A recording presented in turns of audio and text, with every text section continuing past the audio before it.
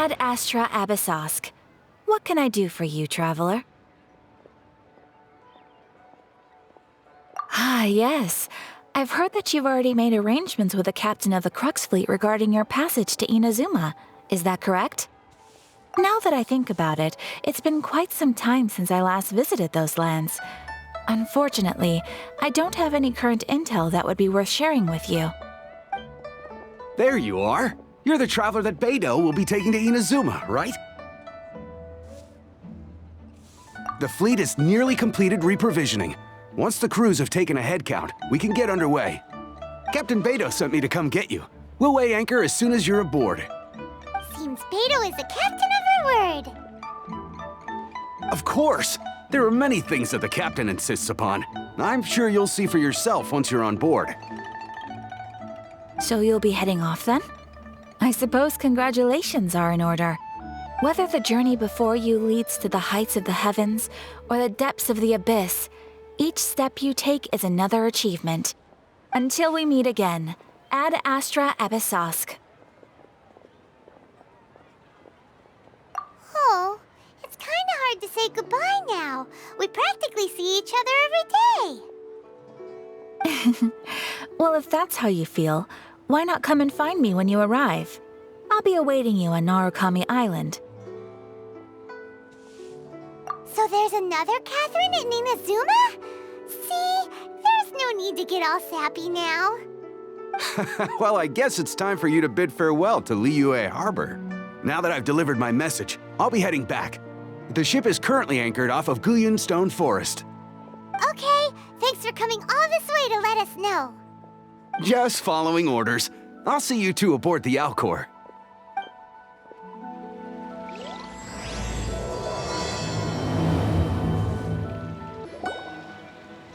Ah, you finally made it. All these years, come rain or storm, the Crux fleet has never suffered a delay. If it were anyone else, I might have set sail already. Don't look too serious, I'm only joking. You're just on time. The crew have just finished making final preparations. Well, now that everyone's here, we set sail for the land engulfed by storm and tempest. The nation of eternity. Anchors away!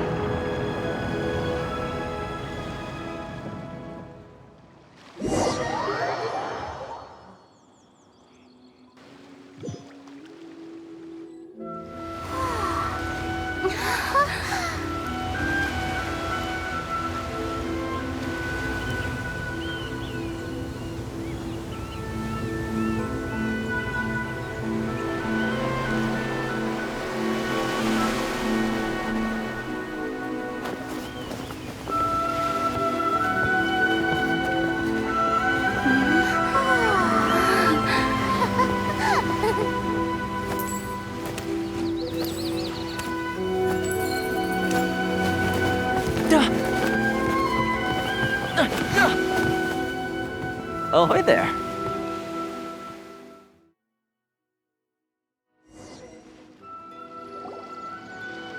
So, you finally made it. You sure kept me waiting, Captain. And it appears we have a couple of stowaways. Or perhaps I should say, honored guests. Shush! You can blame your almighty shogun. The tempests around Inazuma have been growing all the more fierce lately.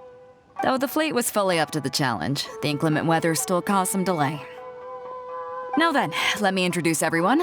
This is Toma, a trade partner that I've gotten to know recently. You don't know how long I've been waiting to see you.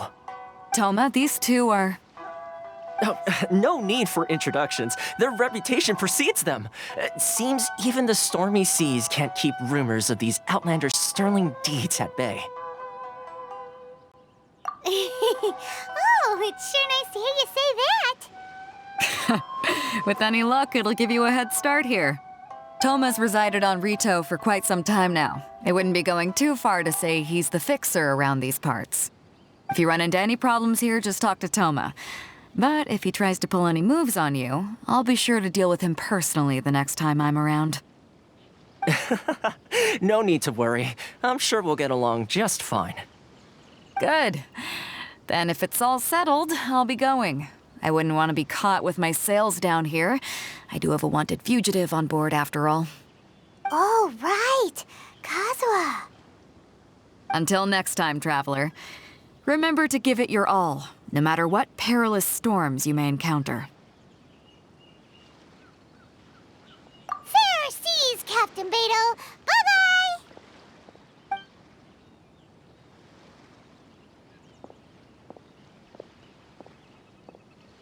Now then, first things first.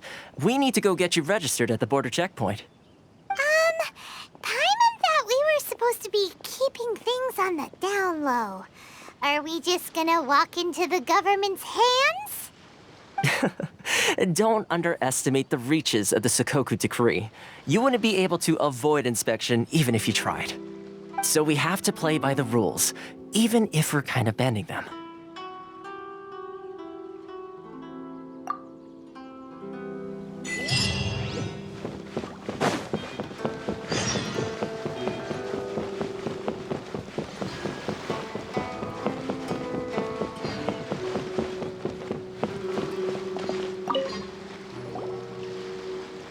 Hello?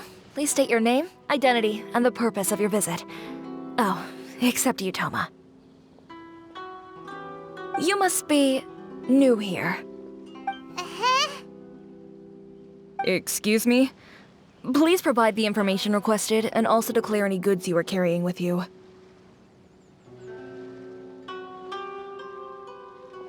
Oh, well, I'm sorry. We cannot approve entry for purely personal reasons. So, unless you have a valid reason for visiting in accordance with the rules...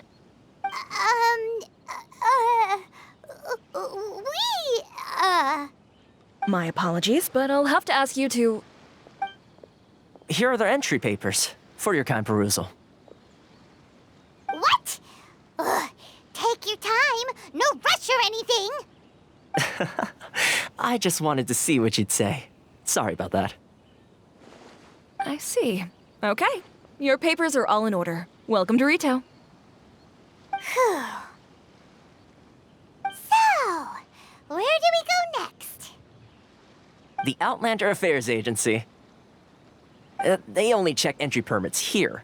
If you want to remain on Rito, there's a process you have to go through with them. Sheesh. So it is super strict, just like everyone says. Well, let's not forget that to everyday folk in Inazuma, people from everywhere else are referred to as outsiders. As the word suggests, Outlanders aren't very welcome in Inazuma with the Sakoku Decree in force. Not even on Rito, where they've established an outsider settlement.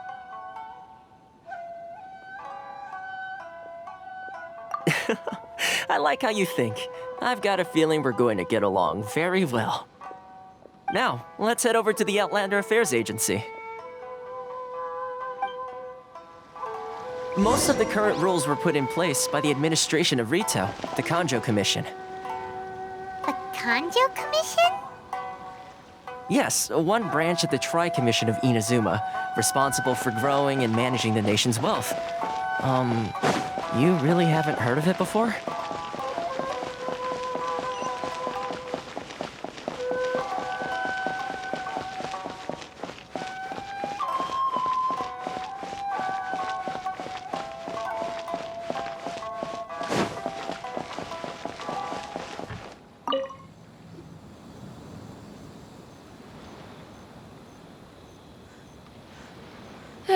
you've completed the entry procedures, yes? And now you want to apply for residency, both of you? Yes, please. Okay, the processing fee will be 2 million mora. 2 million? For a processing fee? Are you serious? That's right. 1 million per applicant, which makes 2 million total. Don't worry, you can trust my math. Paimon wasn't so much questioning your math as... Ma'am, these two here are good friends of mine. I think you'll find I'm one face you recognize. Ah, Mr. Toma, it's you. By way of courtesy, allow me to reduce it to 400,000 mora total. Thank you ever so much, Miss Eureka. But as this is just a processing fee, I think 600 mora should cover it if I'm paying on their behalf. I'll treat you to dinner too. How does that sound? That's not how you haggle! By all means, bargain the price down, but... All right then, as you wish, Mr. Toma. I will make a record. Much obliged.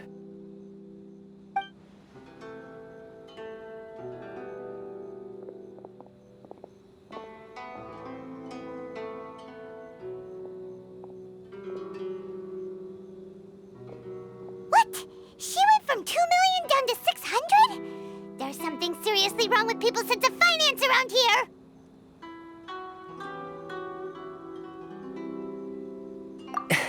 It's not as mind-boggling as you think. A processing fee is just a figure of speech. The way some here at the agency see it, the fees are easy money, so it becomes a question of how much they can make.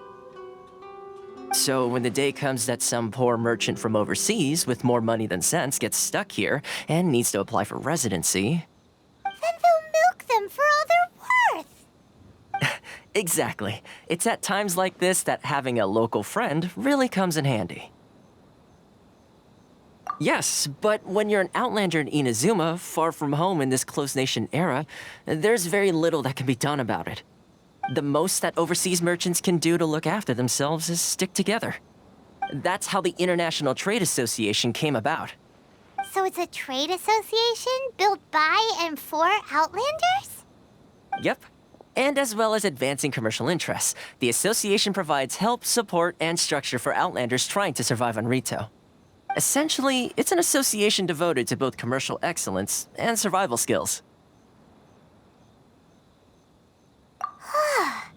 Sounds like just staying alive is an achievement when you're an Outlander in Inazuma. I see. So this is the real purpose of your trip.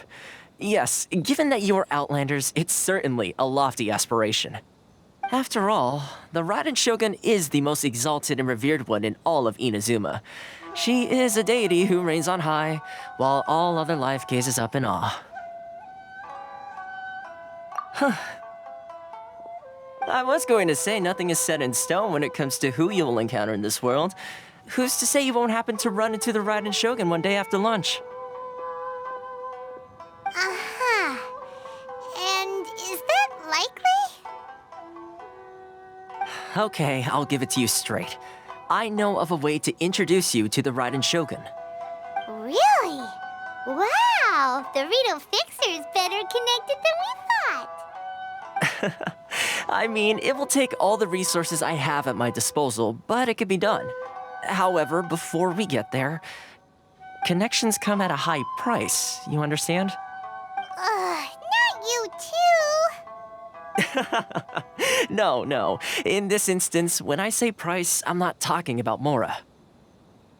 In fact, there's no real cost as such. It's just that if this is something you really want, you'll have to agree to help other people solve some of their problems first.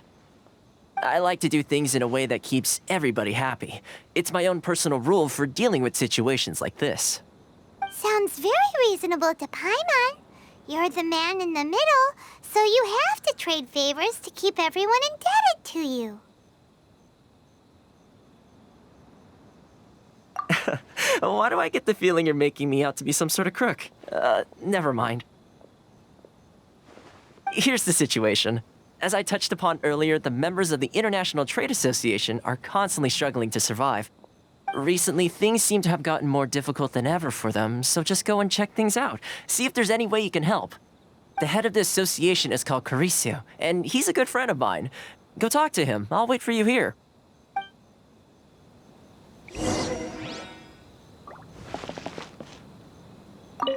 Caricio will reach his wit's end if things carry on like they are. Go see what you can do for him.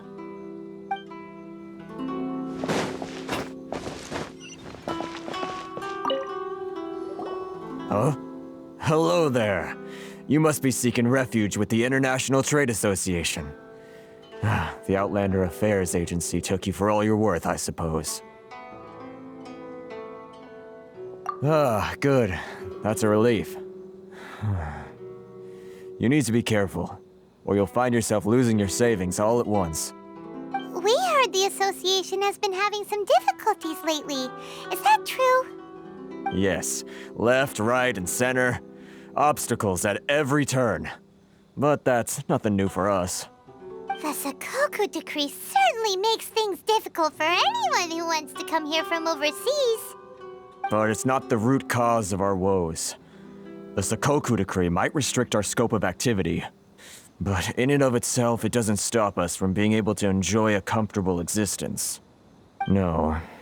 What's really squeezing us Outlander merchants dry is those Mora grubbers from the Kanjo Commission. Oh, of the 3 commissions, that's the one that oversees everything on retail, isn't it? That's right. They impose astronomical tax rate, unbelievable regulations, and that's not the worst of it. They just issued a new tax decree recently that, for some reason, completely changes the way we pay our taxes. It used to be Mora, but now it's something called Crystal Marrow. Crystal Marrow? What's that? Something that most of us in the association had never heard of before either, until the new decree came along. Eventually, one of the older Liyue merchants recalled that he once shipped a batch of it to Snezhnaya in his youth. So, in order to pay our taxes, we began an arduous search for this Crystal Marrow. But then we found we'd only managed to create a bigger problem for ourselves. The rising demand for Crystal Marrow drove the price higher and higher. Now there's only one vendor who even has it in stock. We can't get a hold of it anywhere else. Isn't that what they call a monopoly? Exactly. So this vendor keeps pushing the price up, and we have no choice but to buy from them because the tax decree forces us to. It's a vicious cycle, the consequence of which is that our taxes will soon exceed our profits. And once that happens...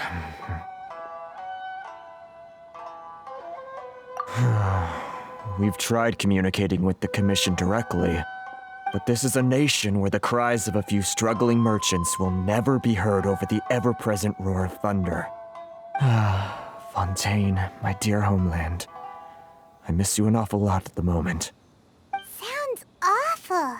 They're really bleeding them dry. What do you think we should do?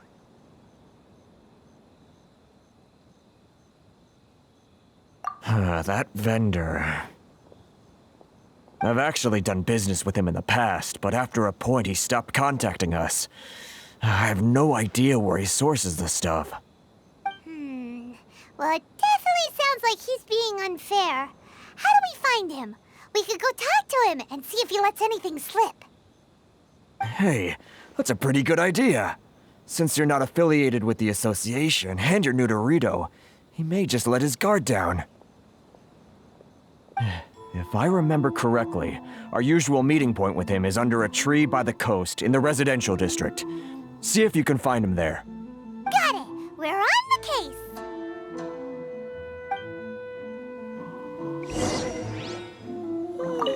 I can't thank you enough for helping me out. If you've got no place to go, you're always welcome at the International Trade Association.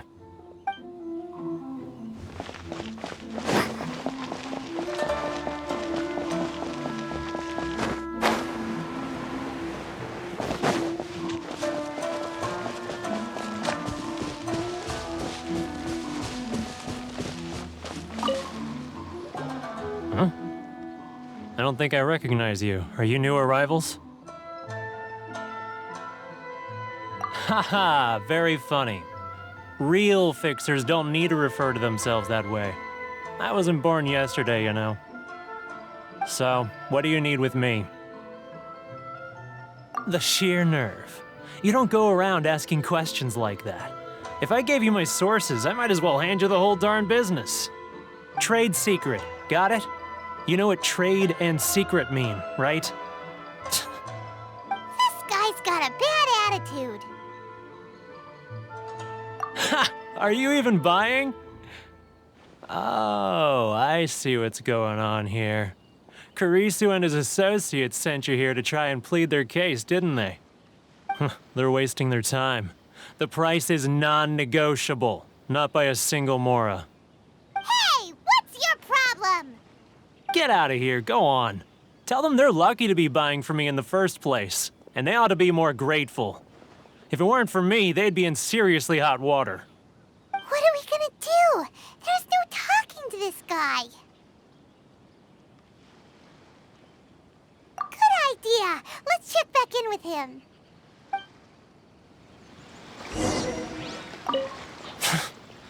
I'm the only lifeline they've got. How dare they try and bargain with me?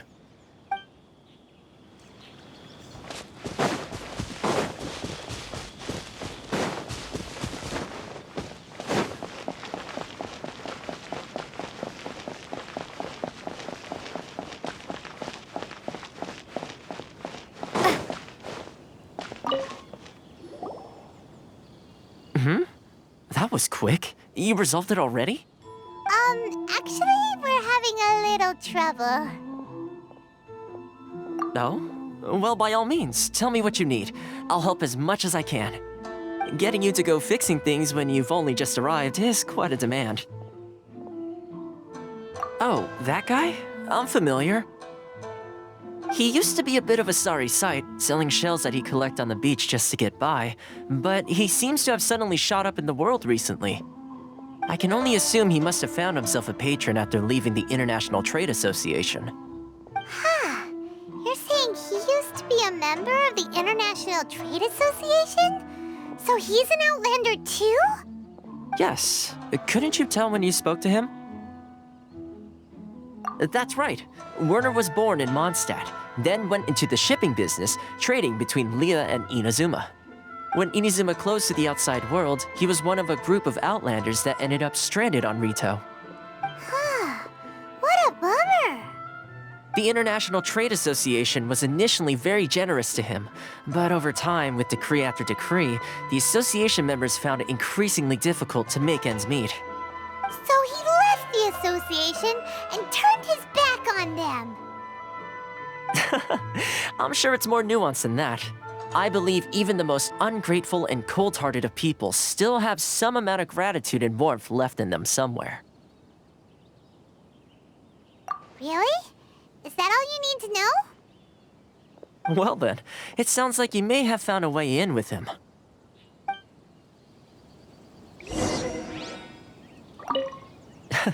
Something tells me you've come up with a smart way to solve this.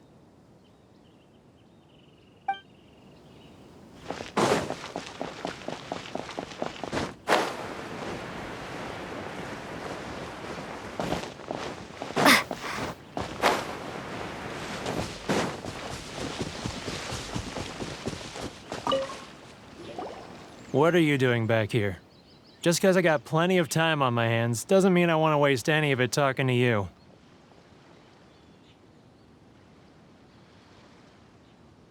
Huh? Where's this coming from?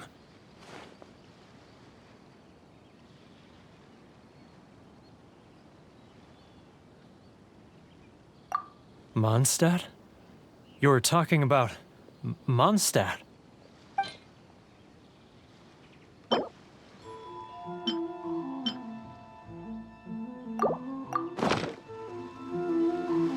Goodness, I can sense it now. So familiar, but I can't remember the last time I was there. The scent of Mondstadt. Oh, how it takes me back. Oh, my hometown. the home of freedom.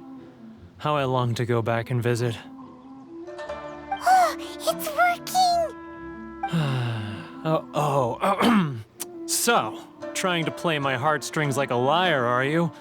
I know what you're up to. Huh? What is this? What are you up to now? Just close your eyes already! You mean the sound of the ocean?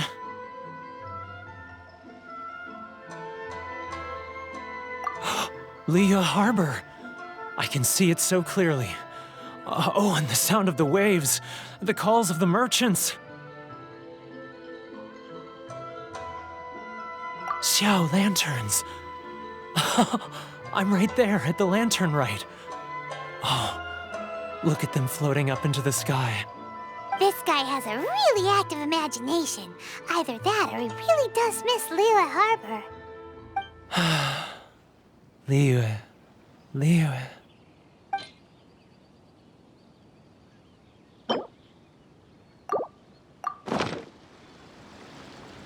Wait. Stop. That's enough. Don't make me relive it anymore. My poor heart can't take it. You mean the folks from the International Trade Association? And I suppose they are far from home, just like me. Often, I'll sneak down to the shore at night and listen to the sound of the waves. I like to imagine it's the voice of my hometown, carried across the ocean. I've run into folks from the association more than a few times doing just that, but I always hide my face and slip away. Don't you think I've wanted to talk things through with them and free myself from this anguish? Well, no one's stopping you, so... They're so resilient. None of them had anyone else to rely on, so they rallied together, committed to finding a way to survive. But I couldn't do it. I'm not strong enough. So I caved. Those people, they'd make the smallest of promises, offer the most measly benefits, and I'd do whatever they asked of me. And make Mondstadters look like the worst people in the world. All right, I'll tell you the whole story. It's eating me up inside, and I can't take it anymore. You ready to talk now?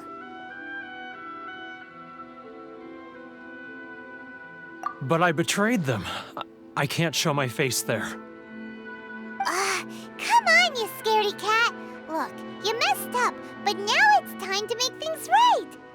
So come on, get it off your chest. What's the deal here?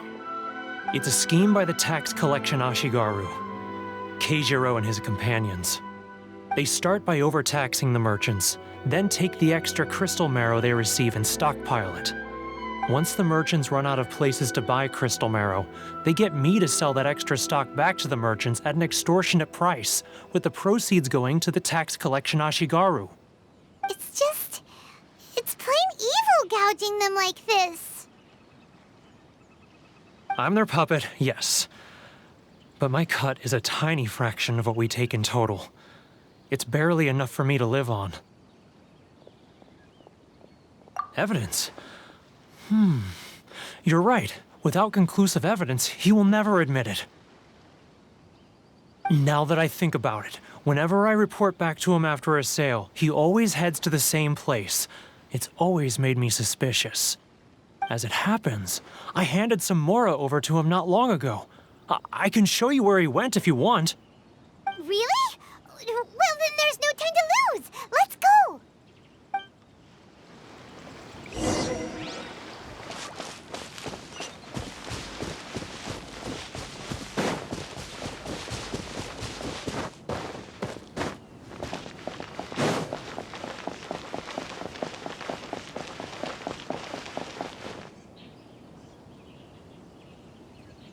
Keijiro!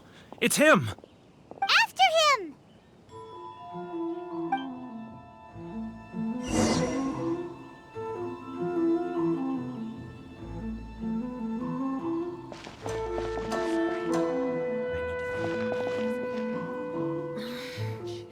Should I close early?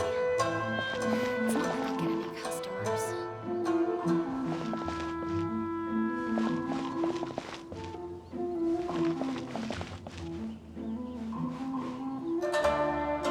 Ah, Ryoko, how's business? All the better thanks to your generous patronage. Good. Thankfully, I earn plenty these days. But of course, tax collection is difficult work.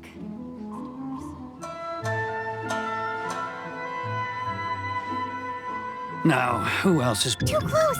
That's too close! He'll notice us for sure! He's getting further and further away! Let's catch up a little!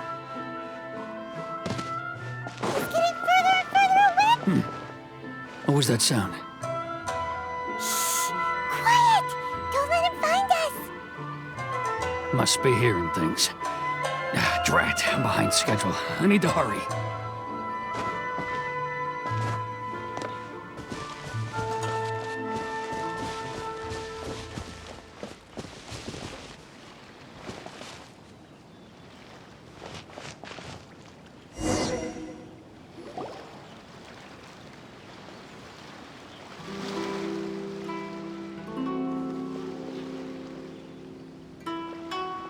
What could he be doing at a place like this? It looked like he buried something over there, didn't it? Why don't we take a look?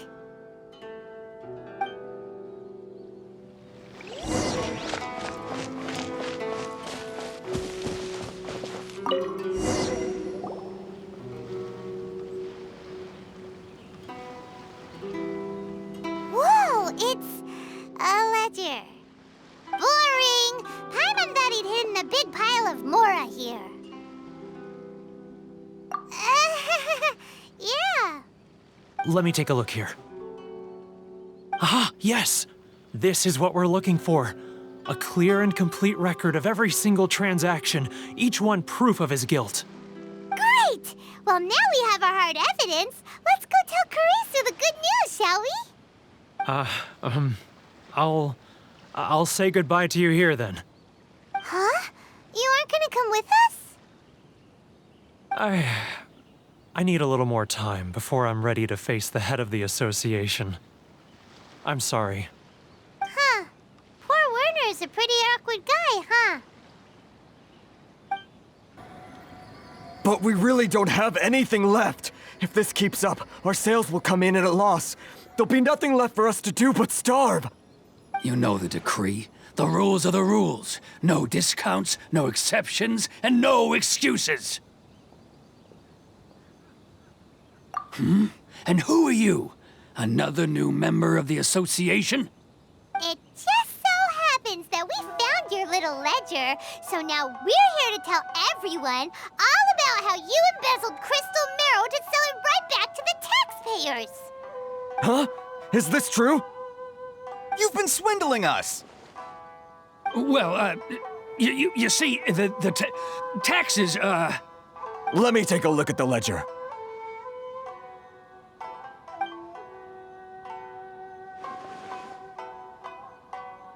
Well, would you look at that? Every payment the association has made is right here in your personal ledger.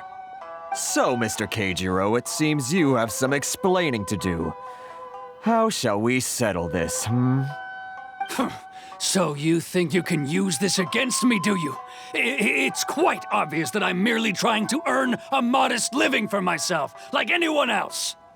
Word has it that Samurai and the Commission place great importance on reputation and prestige. Though I'm sure Commission members won't blame you once word gets out. Huh? Is that a threat? Are you threatening me? No, not at all. I'm simply stating that it would be quite a pity if an illustrious gentleman such as yourself were to have their reputation tarnished. Well, even if what you say is true, what do you suggest we do about it? I believe you still have a quantity of crystal marrow in your possession, correct? Perhaps that crystal marrow could be used as compensation for the recent tax hike, and us merchants could finally have some more breathing room.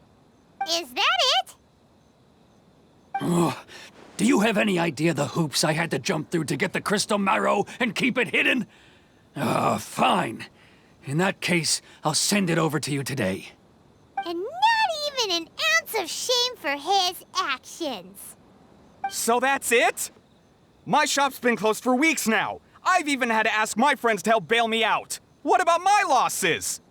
Come on, Harrison. We've already struck a good deal here. I'm sick of being pushed around like this. I won't let him off so easily. Harrison! Hey, what's all this racket? Does someone dare question the decree? Ah, Chief, you've arrived. What was all the commotion I heard just now? Oh, we were just discussing a minor tax issue. I do my utmost to lend them a helping hand, but they're never grateful. A helping hand? The only thing you're doing is stuffing your greedy pockets with our hard-earned wealth. I assure you that Hirage Shinsuke will hear of this. Oh, and you dare to utter the Commissioner's name. You Outlanders have no respect for the rules. Seize the merchants. We will resolve this dispute back at headquarters. Uh-oh. This is going in a bad direction. Gentlemen, come now. Is there any need for this? If there's a dispute to resolve, let's get a drink and talk it over. Who are you supposed to be? And why in my right mind would I join you for a drink? You never heard of the Fixer?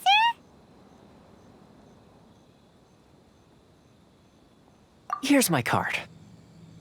Huh. You're from the Yashiro Commission. Shh.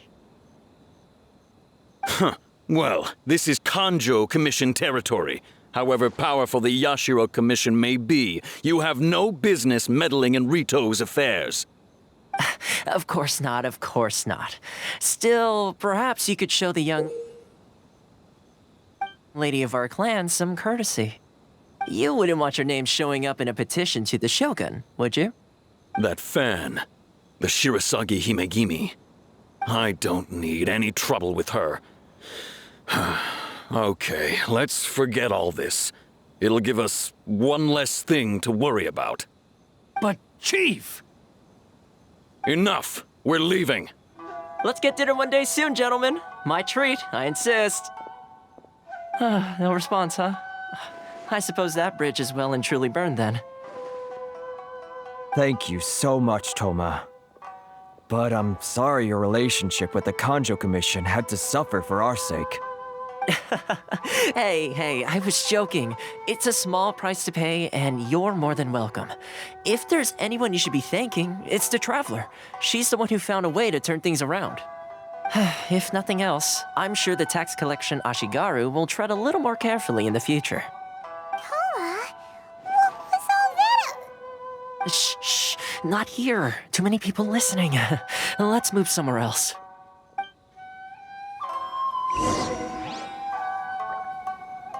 It's tyranny, plain and simple.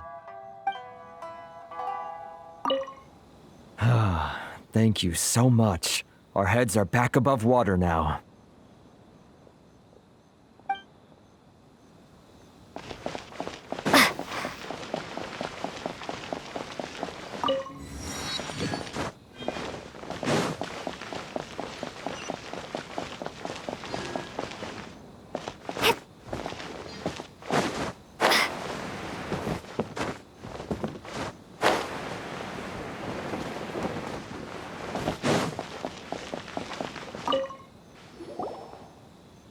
Corruption seems rife in the Kanjo Commission.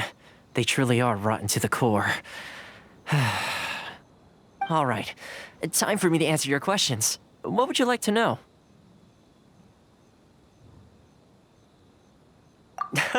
Straight to the point. Let me reintroduce myself. I belong to the Kamisato clan of the Yashiro Commission on Narukami Island. I'm an attendant of the Shirasagi Himegimi. You've been keeping your true identity a secret from us this whole time? So, the Yashiro Commission. Guessing that's another branch of the Tri-Commission? Correct. The Kamisato clan is the head of the Yashiro Commission, who manage ceremonial and cultural affairs. I'd go into more detail on what exactly that covers, but I'm not even sure myself. I'm just someone who was fortunate enough to be taken in by the Kamisato clan. My role is to take care of the daughter of the clan, Kamisato Ayaka, also known as the Shirasagi Himegimi. Seems like she must be super famous in Inazuma, given the reaction of those guys just now. Oh, most definitely. She's graceful, dignified, and kind-hearted, too. The people of Inazuma quite adore Miss Kamisato. Her fame even somewhat eclipses that of her older brother, Kamisato Ayato, despite the fact that he's the current head of the clan. I suppose those who treat others with compassion earn themselves the same treatment in return. Miss Kamisato's situation certainly seems to attest to that. Take me, for example. I'm just an attendant, and yet she treats me as an equal, as she would a friend.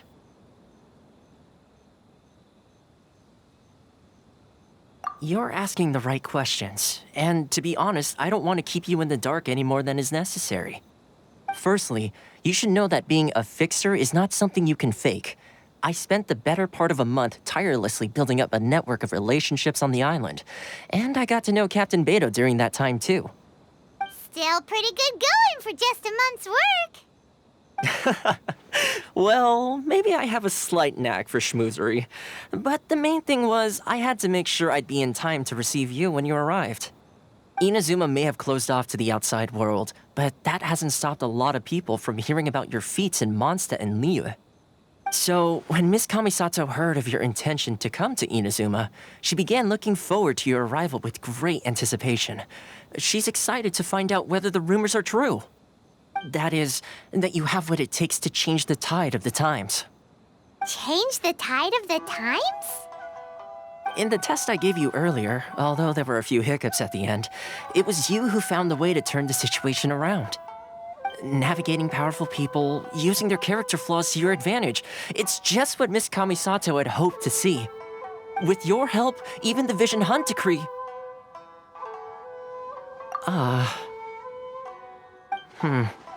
That's an unexpected development. Perhaps our sources were misleading. Yes, of course. I completely understand, and as agreed, I shall help set that up for you. Toma sure didn't put up much of a fight. Well, my work on Rito is done. So I suppose this is goodbye for now. Oh, one more thing. This invitation letter is for you. When you get to Narukami Island, you can find me at the Komori Tea House, as per the letter. Good luck with everything. See you soon.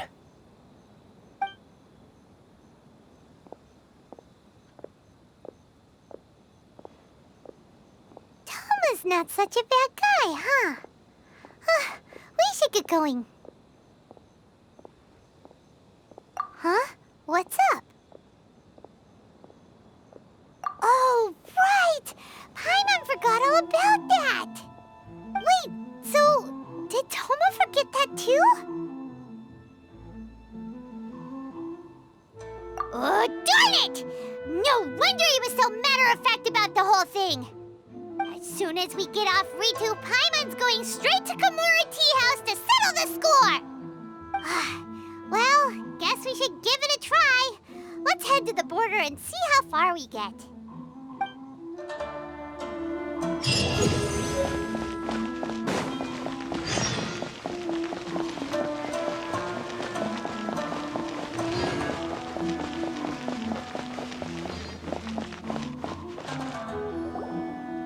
Stop there.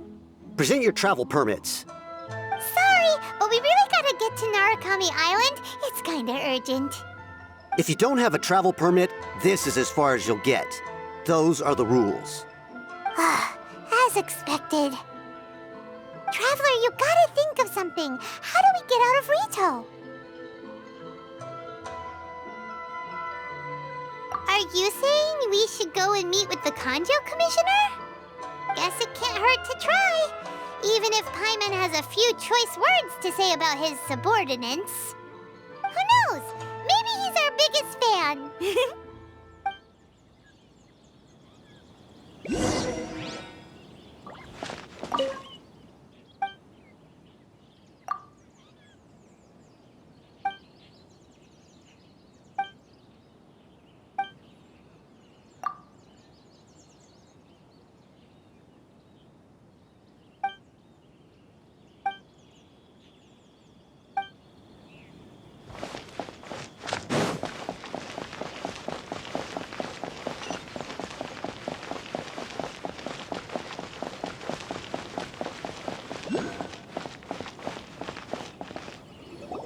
Halt! This is the Kanjo Commissioner's office. No trespassers.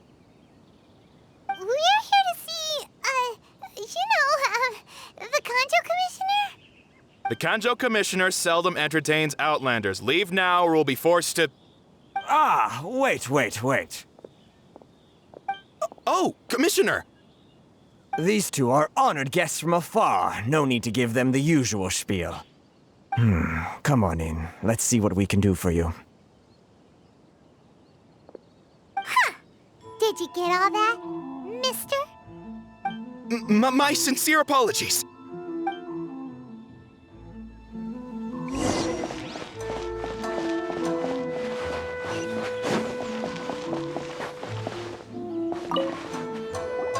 I am Hiragi Shinsuke, Kanjo Commissioner and head of the Hiragi clan.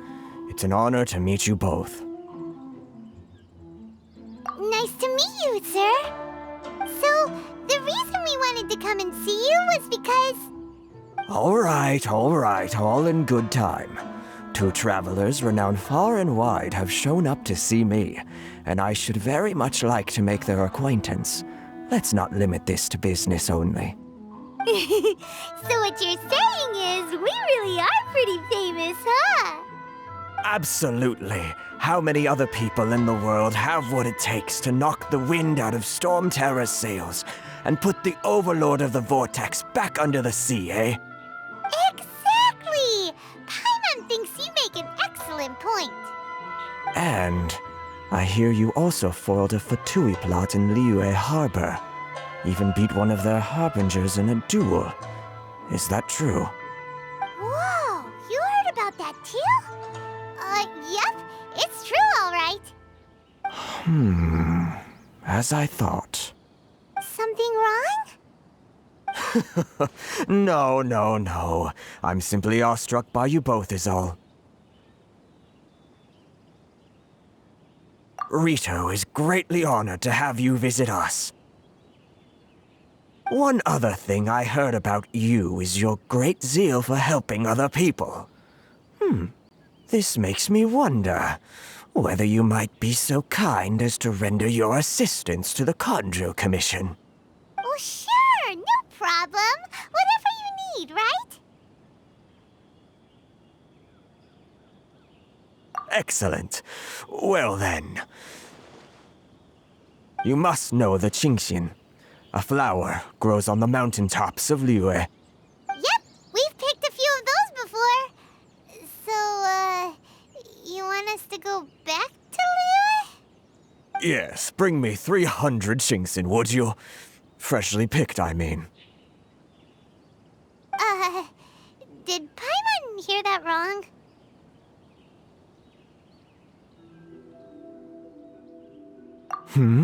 Too much trouble, is it?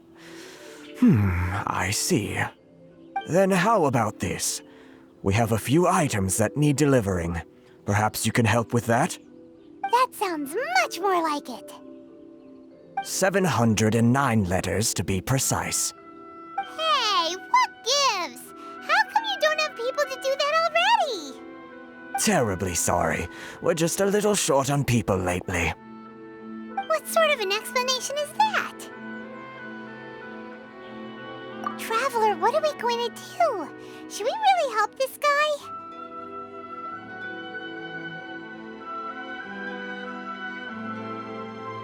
That's the spirit. Don't keep me waiting too long now.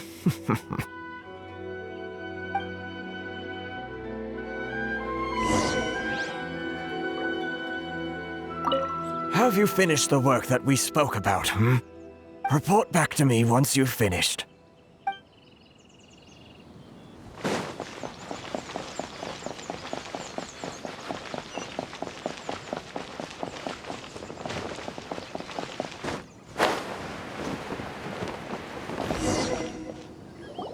Halt, you two! Huh? What did we do? Miss Hiragi has a letter for you. She insists that you read it immediately. A letter? Quick! Let Paimon see! So this means she wants you to secretly meet her at night? But you didn't seem surprised at all by this. What's going on?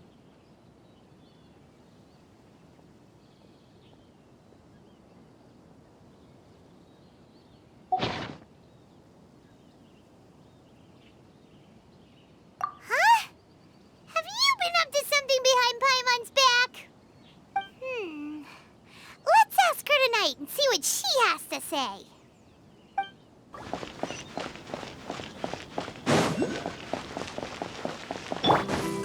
Incoming! Hey!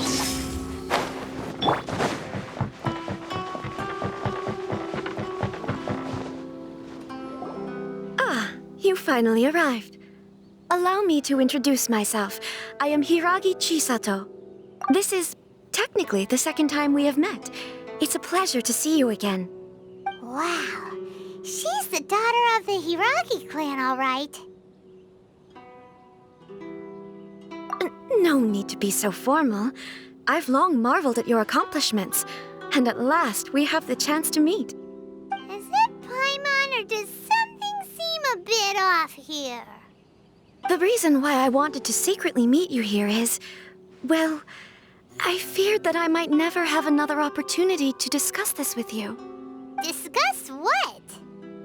Ahem. I should like to ask for your help with delivering a letter.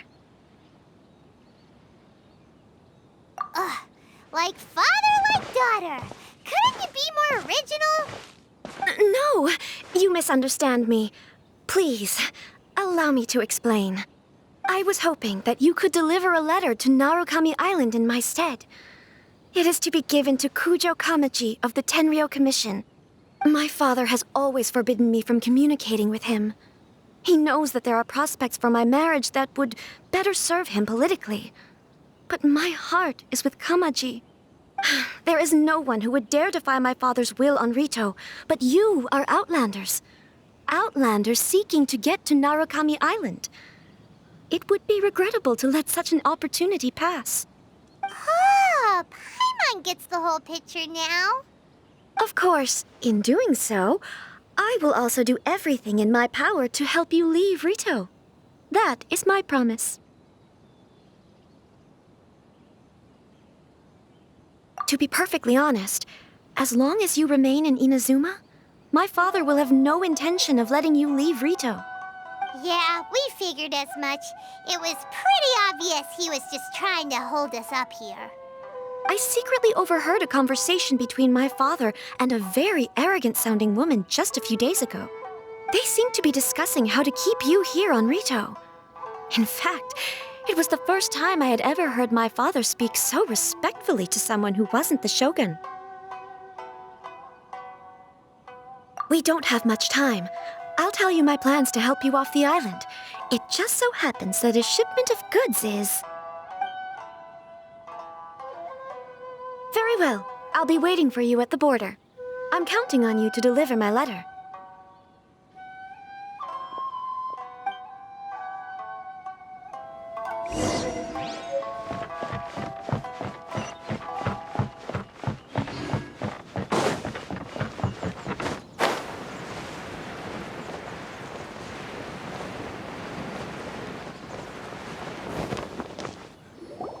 Hold on, please. These goods are being sent to Watatsumi Island? My lady, this is an unexpected honor. You are correct. These goods have been repeatedly requested by the Kanjo Commissioner.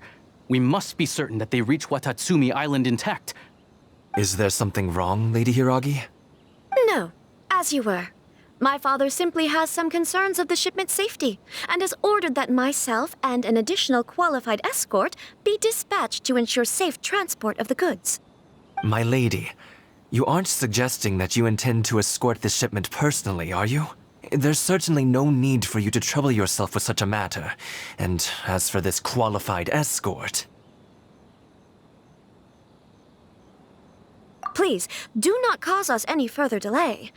If memory serves me right, my father has already asserted that this shipment must arrive on time. I'm certain punishment will be duly dispensed if it fails to do so. Yes, of course, my lady. It's just that, well, we don't know who this... Now, need I remind you of the penalty if anything were to happen to me en route? I'm sure you are all quite familiar with my father's temperament. Do you really presume that you can fully guarantee my safety on your own? Boy, Chisato can talk the talk. They don't stand a chance. Yes, my lady. Very well then. It's an honor to have you accompanying us. Your safety is our highest priority. Shinojo, you can't really be agreeing to this. Well, the request is from Lady Hiragi herself.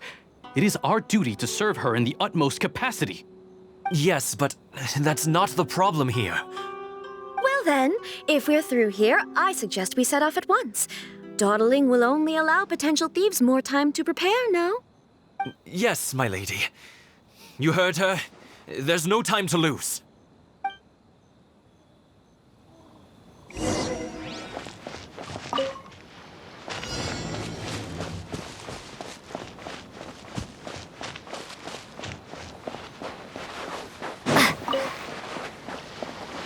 My lady, please stay back. We'll handle it. Not as well as we'll handle it! Have a little taste. Prepare to be blown away!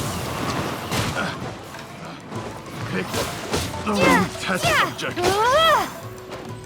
Windblade!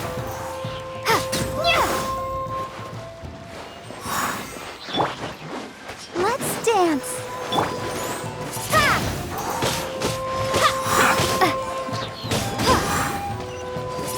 Monster sighted. Prepare to counterattack. Protect Lady Hiragi at all costs. We'll take care of this. Stay with Chisato.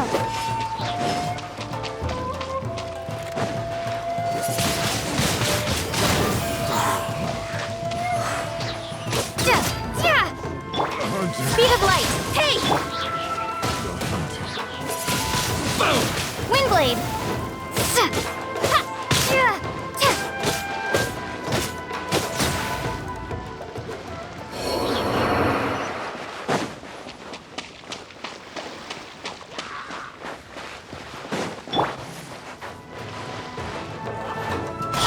Watch out! More monsters inbound! Lady Hiragi, stay close.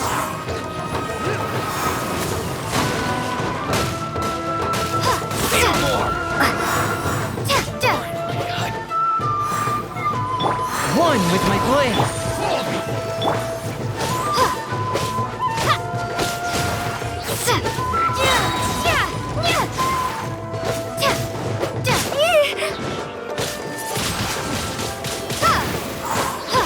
Nowhere to hide.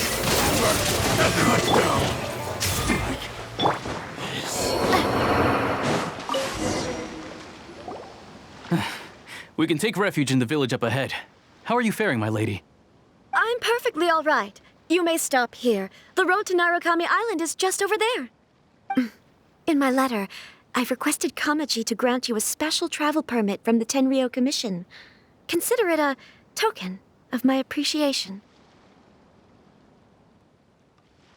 My lady. So that's how it is. I had a feeling something was amiss, but Shinojo, you...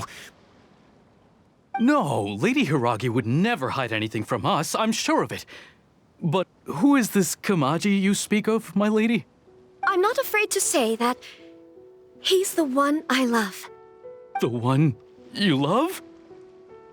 Shinojo, did you honestly think that... What? No, I was just clarifying, that's all. I would never in my wildest dreams, You two needn't worry. Please, forget that this ever happened. If my father catches word of it, I alone will be held accountable. Yes, of course. As you wish, my lady. But what will happen if your actions here are discovered, Chisato? Don't fret. My father has always been one to spoil me. The worst he'd do is sentence me to half a day without food or something to that effect. Huh. Paimon never suspected a guy like him could have a soft side. I wish you a safe journey. I'm sure we will meet again. Bye, Chisato! Come now. Quit your staring and let's get moving. We've got goods to shift. All right.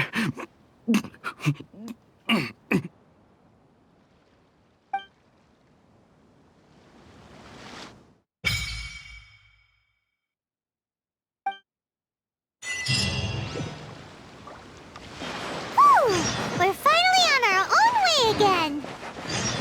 I suppose it's time we find Toma. Now, where did he say he would meet us again? Oh, right! Komori Tea House! to the letter, this should be the place. Sorry, we don't serve the general public. I'm afraid you'll have to leave. Wait! We're not the general public.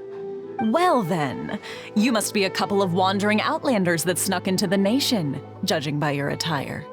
Are our clothes really so... what Paimon means to say is... The Yashiro Commission's seal. This must be from Mr. Toma. It seems there's more to you than meets the eye. In which case, welcome to the Komore Tea House, a safe haven for the Yashiro Commission. Well, that sounds more like it.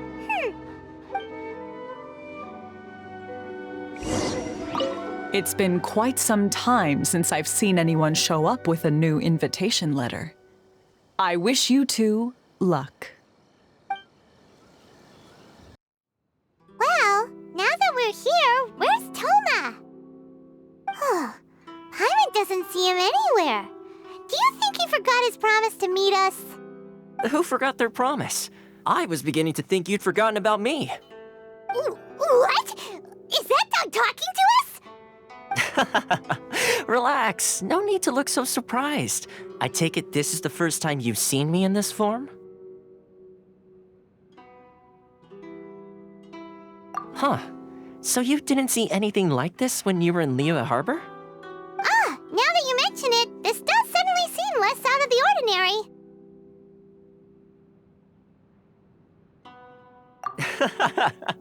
All right, I've had my fun. Hey! You're this close to getting an ugly nickname, mister! Well, I've had some time to kill, given that I've been waiting here for you for so long, as was the case in Rito. So I came up with this little fun greeting for when you arrived.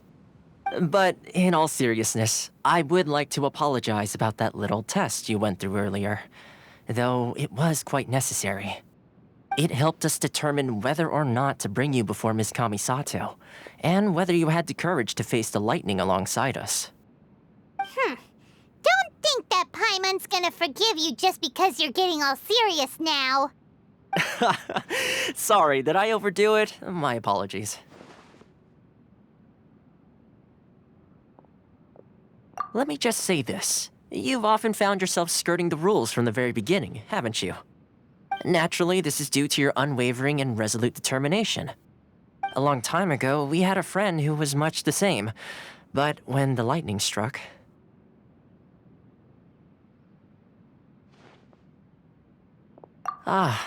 So you've heard of his story. His light still burns all the more brightly. Yes, of course. I will bring you to the Kamisato residence where the Yashiro Commission is located.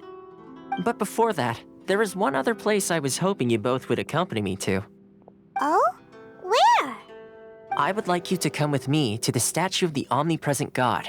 It's still under construction now, but you can already see it from practically anywhere on Narukami Island.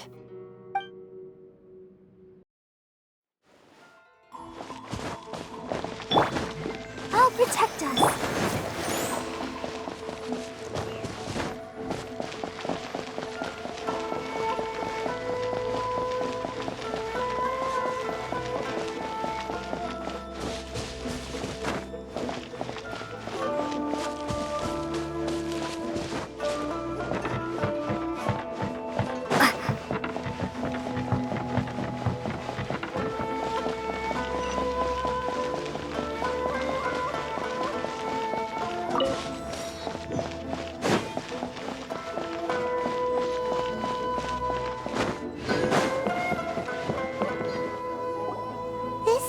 Sure feels gloomy. People probably don't come here often, do they? Huh? Are Paimon's eyes playing tricks? Or are there things embedded in the statue? Visions. Visions? You mean all the visions that are collected from the Vision Hunt decree are put into this statue? So you've already heard of the Vision Hunt decree. Before I try to explain, I should perhaps remind you first that Mondstadt is the city of freedom, and Liyue is the city of contracts. As for Inazuma, it's known as the Nation of Eternity. The Raiden Shogun is both the nation's most powerful ruler and its deity. The Eternity in question is her endless and unchanging will to rule over Inazuma. As such, she relies on the Tri-Commission to regulate the nation's affairs and the Sakoku Decree to limit the people's movement. The Shogun wishes to keep Inazuma in stasis, allowing the stream of time to flow from one end to the other without disturbing it for all time. Seems like every god has their own will. Of course, this is my own limited understanding. As for the reason behind the recent Vision Hunt decree, perhaps the Shogun believes that visions grant people the power to change, and that her eternity doesn't allow for such instability to exist. Whatever the case, the fact is that the Raiden Shogun has dispatched the Tenryou Commission to scour the nation for visions, embedding each one in this statue. And this statue of the omnipresent god can be seen as Inazuma's symbol of eternity. But if that's the case, wouldn't you say that the Raiden Shogun is being, I don't know, selfish? Only outlanders such as yourselves would ever dare speak out so directly against the Raiden Shogun. And yet, I agree. The Vision Hunt decree is something that simply should not exist. And Miss Kamisato has been committed to fighting it since the day it was announced.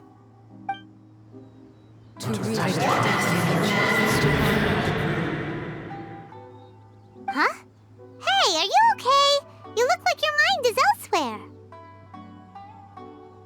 Sound? What sound? I didn't hear anything. Did something happen? Yeah, you touched the statue, and then what? Aspirations? That would seem to confirm the saying. Have you heard it before?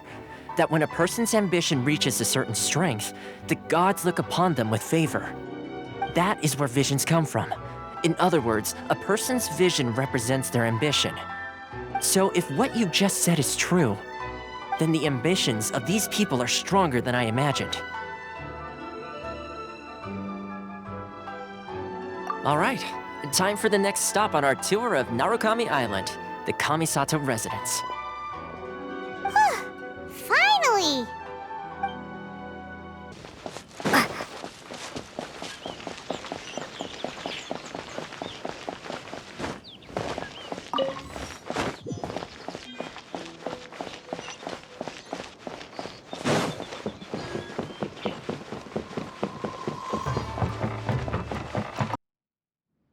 So, this is the kind of place where the big shots of Inazuma live, huh? Paimon kinda expected it to be snazzier. Welcome at last to the Kamisato residence, honored guests. Miss Kamisato is delighted to finally meet you. Is this the Shirasage Himegimi you keep going on about? So, where's she at? Behind the screen? Yes. As the daughter of the Yashiro Commission, this is how Miss Kamisato is accustomed to receiving guests. Consider it a time-honored tradition within the Yashiro Commission. Forgive me if this is an unwelcome surprise. Makes sense. She's a super important person after all. Please forgive my lack of courtesy for receiving you in this fashion, especially following such a long and wearisome journey over the sea. I have awaited your arrival with great anticipation, and Toma assures me that you do indeed possess the power to change the tide of the times. At present in Inazuma, in the name of the Vision Hunt decree, the people's aspirations are being senselessly trampled underfoot. Though the Yashiro Commission serves the Shogun, it is the people with whom we share close bonds, given the contact we are required to have with them in the performance of our duties. A commission's power rises and falls with the trust of their people. Thus, we cannot remain indifferent to this situation without also remaining indifferent to our own fate. Traveler, lend us your power, and we can... Oh. See, milady, it's just like I said. This will take us nowhere. No, please, wait! Please, don't go. I will introduce you to the Raiden Shogun on one condition. You must fulfill 3 small wishes on my behalf. What are your wishes? They pertain to 3 whose visions were taken from them.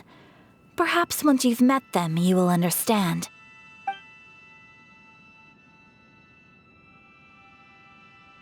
A warrior who guards a village, a former samurai who helped carry out the Vision Hunt decree, and a swordmaster determined to become the best in the world. Does Paimon got that right? Correct. Please do all you can to help them. I will await your return here.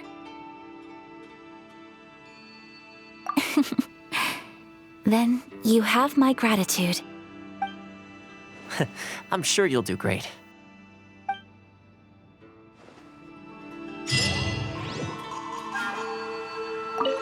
Miss Kamisato's left, it seems. No cutting corners now, okay? Let's see. Where's the person Ayaka told us about? Why are you doing this? Why leave all of a sudden, after all these years? Precisely. It's much too sudden. We've had no time to prepare.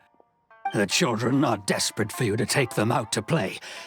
Please, we urge you to reconsider. That must be the guy Ayaka told us about. Let's go over and see.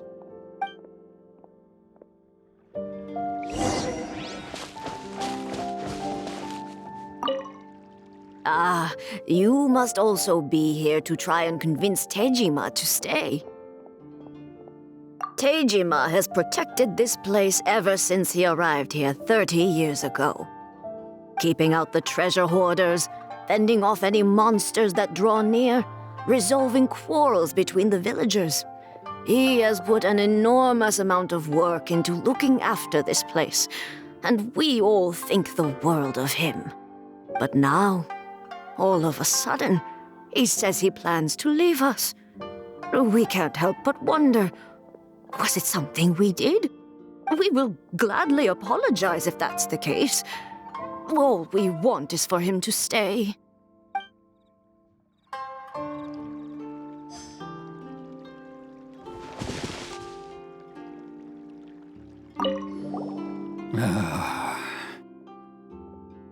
If you want my opinion, something to do with the Vision Hunt decree.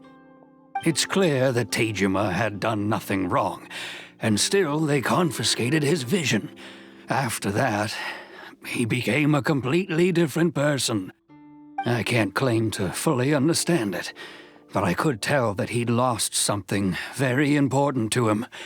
He went off on a walk, alone, circled the village a few times, and then out of the blue, he announced that he was going to leave and become a wanderer. Truth be told, we aren't sure whether trying to keep him here is the right thing to do. But equally, it doesn't feel right to let him leave when he's in this state.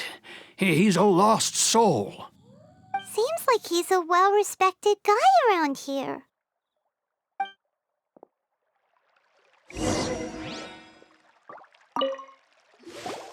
You must be Tejima. So what's made you want to up and leave all of a sudden? Me? It's not a question of why I want to leave, but a question of what reason I would have to stay. True, but that's not why I chose to stay here. And what made me want to come here 30 years ago? And why have I never wanted to leave in all that time? I don't have answers to those questions because I can't remember anymore. Ever since they took my vision away, it's like a slice of my memory is gone. In the past, I knew I wanted to stay here. But whatever resolve I had then, it's gone now. So I thought, what's to stop me from moving around instead? The emptiness inside me will be there either way. case, if we help you rediscover the reason you chose to stay, you won't need to leave anymore, right? But if you can't remember anything, it's not gonna be easy. Oh, maybe if you just try a little harder to remember, then it'll all come flooding back? Oh, that reminds me. Last time I brought Tejima some fruit, I do believe I saw him writing in a diary. I keep a diary? If you say so. I honestly can't seem to remember. Oh, yes, you do. And what's more, I remember you saying at the time that you wanted to make a note of a few interesting things. Things which would prove very important at a later date. Perfect! So if we want to keep Tejima from leaving, we just need to find his diary. It must be around here somewhere. Let's take a look. If you don't mind, we will leave you to find the diary. We should head back to the village to inform the others of Tejima's situation.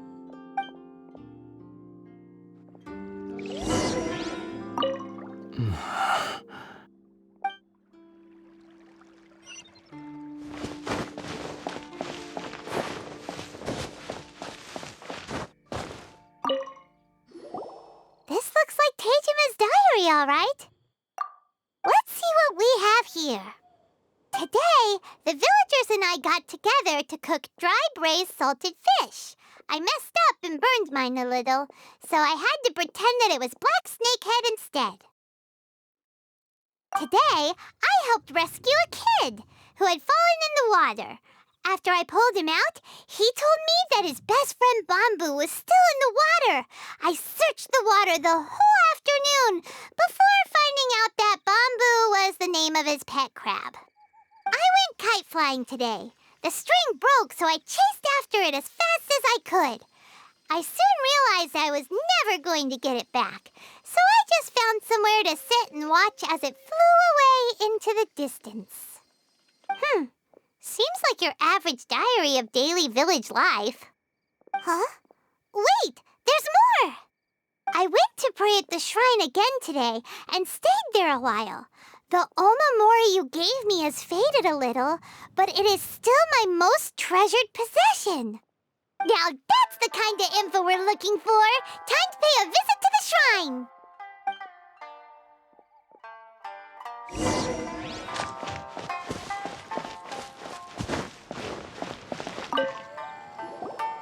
So this is the omamori Tejima wrote about. Interesting. Looking at the color and the design, Paimon would have thought it belonged to a child. But anyway, if he had this with him all the time, there's a chance some of his elemental energy remained on it. Do you think that it might come in handy?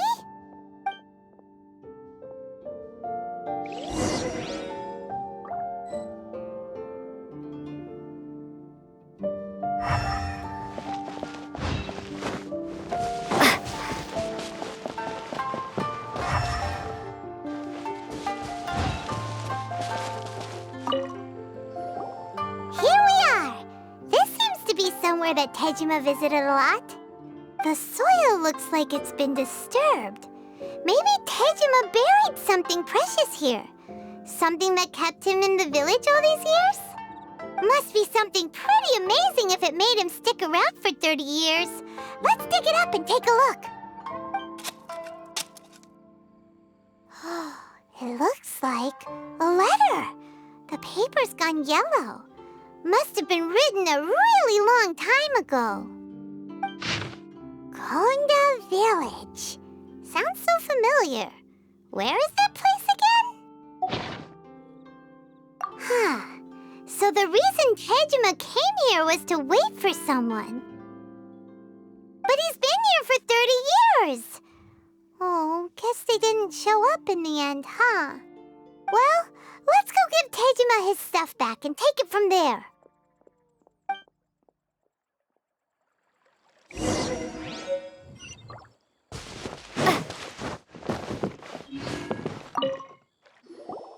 Well, I'll be. That's certainly my handwriting. And I guess the Omamorian letter belonged to me too. But I have no memory of anything that's written in this diary. Still, it's clear that I was waiting for someone here, and that I chose to wait for 30 years. Over the years, I must have made a note of anything interesting, anything that I could share with her when we were finally reunited. And just look at all the things that did happen over the years. The time has flown by so quickly. 30 years feels like the blink of an eye. How could I have forgotten something so important to me?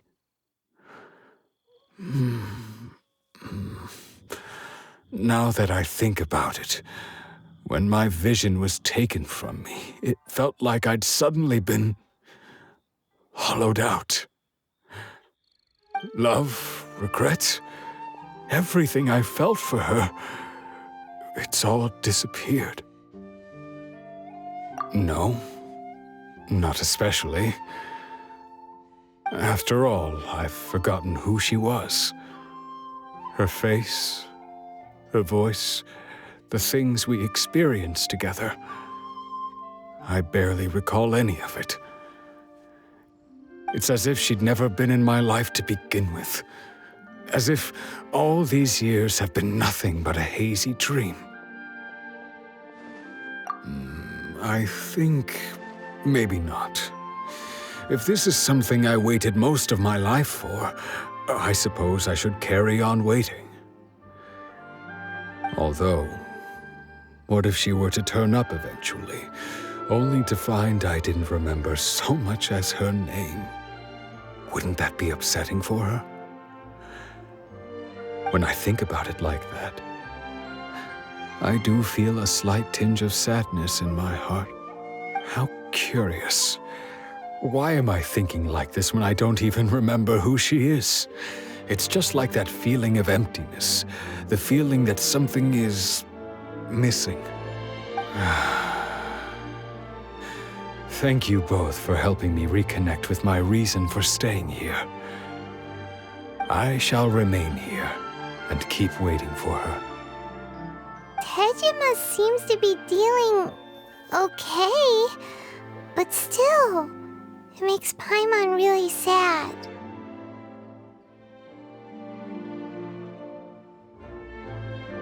Seems it's just like Ayaka and Tomo were saying. If you lose your vision, you lose all your hopes and dreams too. That certainly explains the state Tejima was in earlier. At least we were able to help him, weren't we? Well, let's go find the next person. According to Miss Kamisato, the second one who lost their vision is a samurai from the Tenryou Commission. I'll stay here and keep waiting for her. They say the Tenryou Commission is directly controlled by the Shogun. They're the ones responsible for maintaining law and order in Inazuma, the ones actually enforcing the Vision Hunt decree. But why would they take action against one of their own? Paimon doesn't get it. Huh? There seems to be some commotion over there. Let's go see what's happening. I'll ask one more time. Do you intend to withhold this month's emergency provisions? The entire clan is counting on that food. We demand an explanation. How many times do I have to say it? I don't know anything about emergency provisions. You dare deceive us? Those provisions are essential. Do you understand? Not some goods to be pocketed by greedy samurai. You samurai think you can just do whatever you please? The Tenryou Commission will hear of this! Oh, huh? And who are you? One of Kurosawa's gang, no doubt. What? We just happened to be passing by. We heard the commotion and came to see what the matter was. I see. You seem to have come just at the right time. Perhaps you can help us settle this matter. This is Kurosawa. He's a samurai and a member of the Shogun's army.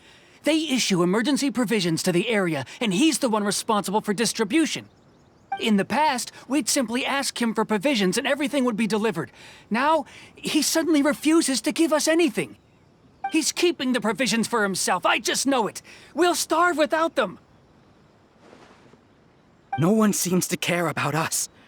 We used to think Kurosawa was a kind man, but he's shown his true colors. He's the same as all the other samurai. It's no wonder all the visions have been confiscated. The Raiden Shogun doesn't need people like him helping her rule the nation. This must be one of the people Ayaka asked us to help. But why would she ever want us to help someone like him? Maybe we should talk to Kurosawa and see what he has to say.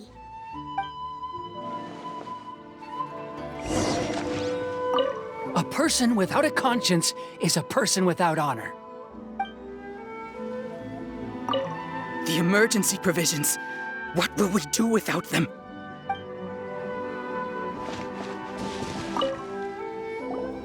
I've never even heard of these emergency provisions. I don't know whether it's rumors or whether they're trying to blackmail me. But either way, it's ridiculous. If I was hoarding supplies, would I still be the poor man I am today? My own family can barely get by as it is. Now, if you'll excuse me, I've got other matters to attend to. And that's the first bit of truth I've heard all day. The Shogun's army told me that I was unworthy of my vision. And they said I was slacking off in my work. Apparently, I'd even disappointed the Raiden Shogun. And that's why they confiscated my vision. Well, that's strange. You were helping enforce the Vision Hunt Decree. Why would you be unworthy of your vision? To be perfectly honest, I don't seem to remember the details. All I know is that I would perform certain things every month. But I don't recall what they were. And it's not just that. I have this unsettling feeling, like someone owes me something. Does it have to do with the missing emergency provisions? I didn't take any. Like I said, if I was taking them for myself, I wouldn't be going through such hard times right now. To top it all off, my house was just raided by treasure hoarders, which is why I came here in the first place. I was chasing after them when I got held up by these two. If you don't believe me, go find the treasure hoarders yourself. If there were any emergency provisions to be had, they would have found them. Huh. He seems to be telling the truth. But we better confirm. Let's go round up those treasure hoarders and see what they have to say. We should be able to follow their tracks. They couldn't have gone too far.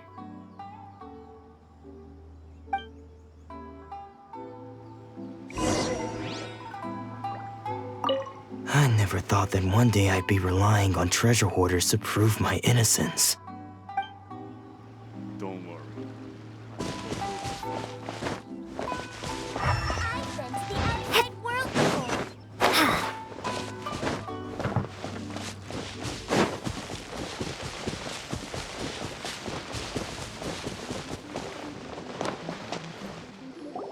We really outdid ourselves this time. All those samurai houses packed with goods. We really hit the jackpot. I mean, besides that one house. You haven't seen anything yet. There'll be a lot more where this came from. Today's just the beginning. I'll be leading you all on an epic journey of pillage and plunder that will go down in hoarder history. You demand, boss! These seem like the treasure hoarders we're after. Let's teach them a lesson!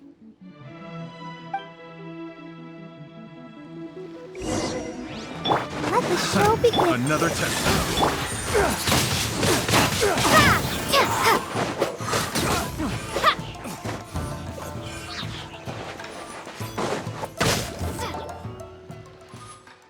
Oh, there goes all the Mora.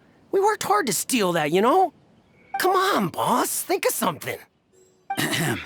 Not bad, kid. You ever think of joining the treasure hoarders? We could use someone like you. Kurosawa. Oh, I remember. So he's the one who sent you after us, huh? Just our luck. I knew he shouldn't have hit that place. So what did you see inside? Was it stuffed with food supplies? Food supplies? You kidding? That place was a complete mess. All we found was a strange-looking box, hopefully with valuables inside.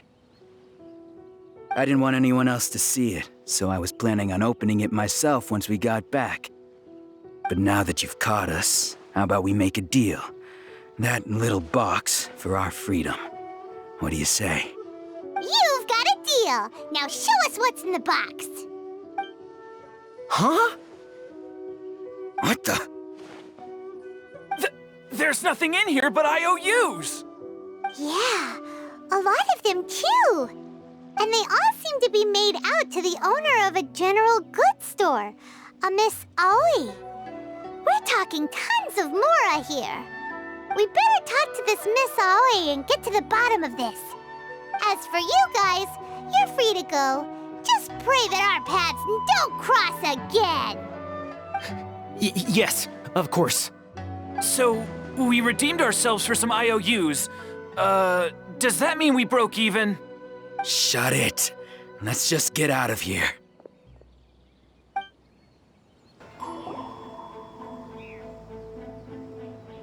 Welcome to Tsukumomono Groceries. We've got everything you need. Can I help you find something? Or perhaps there's something you want to inquire about? Ah, so you're friends of Kurosawa, I take it? Perhaps you're here to pay off his debts. Whoa! Let's not get ahead of ourselves. We're just here to learn where they all came from. How did Kurosawa end up owing you so much money? Did he buy anything super expensive here? Let me think. Kurosawa would come regularly to purchase large quantities of foodstuffs. He'd always put the payment on his own account.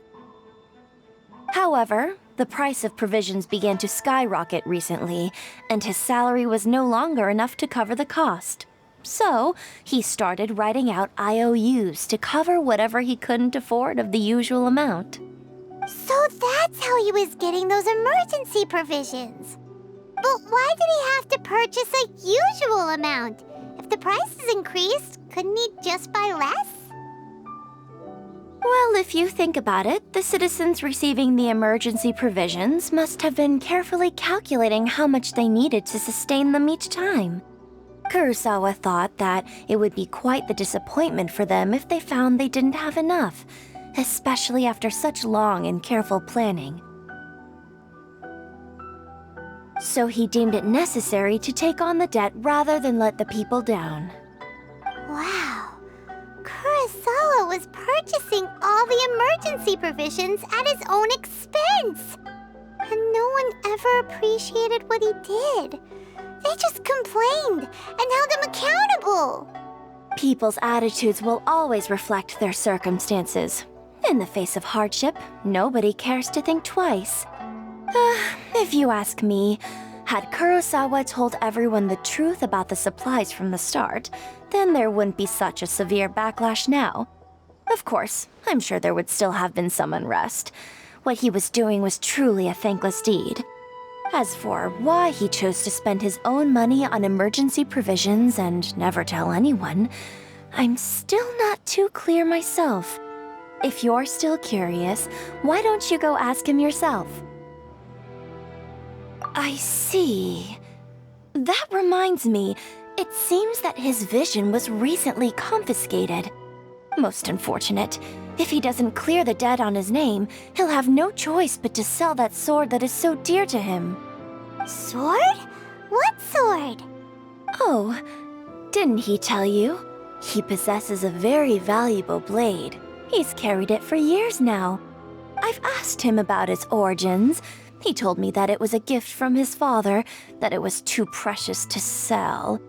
In hindsight, I regret that I never made an offer on it.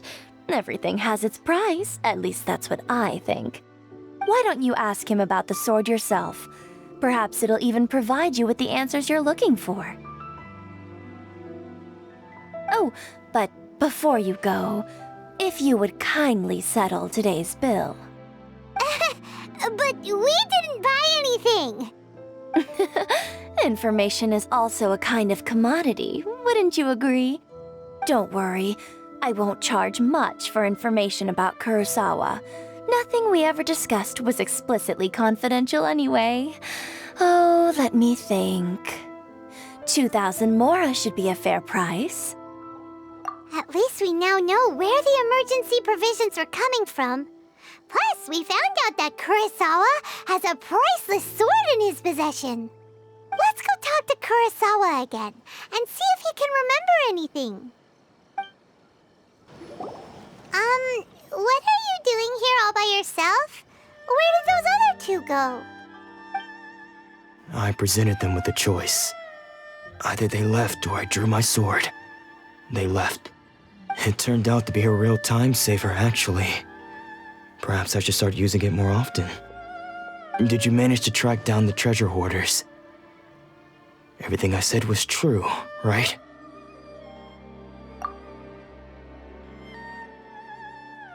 That just about sums it up. It turns out that you really were distributing emergency provisions, but they were all purchased at your own expense. Strange. Is that really the kind of person I was? I don't really have any such recollection. Even after all you've told me, I still don't remember anything. Why was I purchasing emergency provisions for everyone? And why would I put myself in such a difficult situation? I really don't understand. But I cannot deny that when I brandished my sword to scare those two away, I could sense that my body was somehow reluctant to do so. This sword was once wielded by my father. I remember once when I was young, I wanted to sneak out with the blade and show it off to the kids next door. My father ended up catching me in the act and scolded me severely. What did he say? I can't seem to remember that either. It would seem that I forgot many important things when my vision was taken from me. So many memories gone. Forever. No matter how hard I try to remember, all I can remember now is my father telling me that this blade bore his life's creed. Before he passed away, he placed the sword in my hands and said to me, "With this sword, you should..." Hey, if you look carefully, there seems to be some words engraved on the hilt. Can you recognize the words? Virtue and justice? Somehow those two words seem to explain everything now. Taking on seemingly endless debts to make others happy. I guess that must have been my greatest ambition after all. But what use are virtue and justice? I purchased the provisions for those in need. And look how things ended up. The Tenryo Commission seized my vision. And the very people I was so desperately trying to help refused to understand me. And the irony of all of it is, I somehow still felt sorry when threatening them with my blade. I'm incapable of being a good person, yet I'm equally unable to be bad. I don't know what to do with myself. Yet another troubled soul. When we get the chance, let's speak to Toma about Kurosawa's debt. The Yashiro Commission would surely help cover his expenses. In any case, we must never let him sell off that sword. Yeah, seems like losing all ambition is a terrible experience. Fortunately for us, you don't have a vision. Let's go find the next poor soul. The third person who had their vision taken is supposed to be a famous sword master around these parts. Paimon heard that he's the present-day master of Meikyo Shisui art, sounds pretty impressive. This is his dojo. Luckily, there's some people around. Let's go talk to them. Nanako, don't worry. Sensei will be fine. Those thugs that challenged the dojo were strong, but he fought them all off in the end, didn't he? Maybe, but I'm still worried about him. Things have gotten dangerous before in the past, but it's never shaken him. This time, though... It's just because he's been possessed, that's all. Once the exorcism has taken place, he'll be right as rain in no time. Hey there! Did something happen? Who are you? I don't care whether you're trespassers or just here to harass us while Sensei is impaired. Get out of here immediately! Don't make me draw my blade, or you won't live to regret it. No! You got it so wrong! We just came here to... Disciples? Yep. We've heard all about the mighty master of Meikyo Shisui art. It's the whole reason we came all this way, to seek him out and ask him to train us. But then we got here and overheard you talking about how he got possessed or something? From the way you're dressed, it doesn't look like you're from around here. Please, accept my apologies. We've had so many people trying to cause us trouble recently that we're on high alert. You haven't arrived at the best of times, I'm afraid. Sensei got possessed recently, and he's still recovering. He's not able to take on any new disciples for the time being. I see you are earnest in your pursuit. Okay, how about this? My fellow disciple Nanako and I will explain Sensei's situation to you in a little more detail. Then you can decide whether to stay or to leave. Sensei's name is Domon, a name I'm sure you've already heard. Though self-taught, he mastered the art of the sword to a high level. He then proceeded to defeat many other prominent sword masters, never losing a single fight.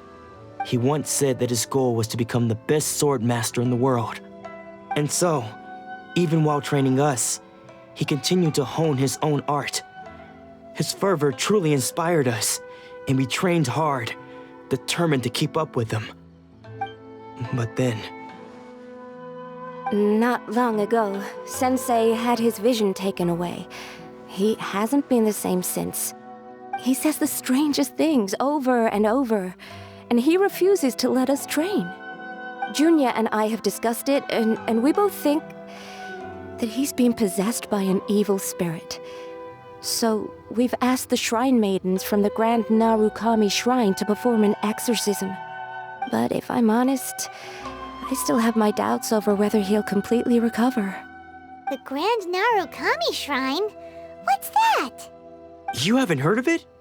It's the largest shrine on Narukami Island. The head shrine maiden is reputed to have very close ties with the almighty shogun herself. Not that we'd have any means of involving the head shrine maiden, of course. But even one of the ordinary shrine maidens from the Grand Narukami Shrine would have clear power and authority to perform an exorcism. So don't worry, Nanako. Sensei is going to be just fine. The exorcism will take place this evening. You're both more than welcome to come and watch if you're interested. So, losing your vision can cause possession? Guess we should come back this evening and see for ourselves.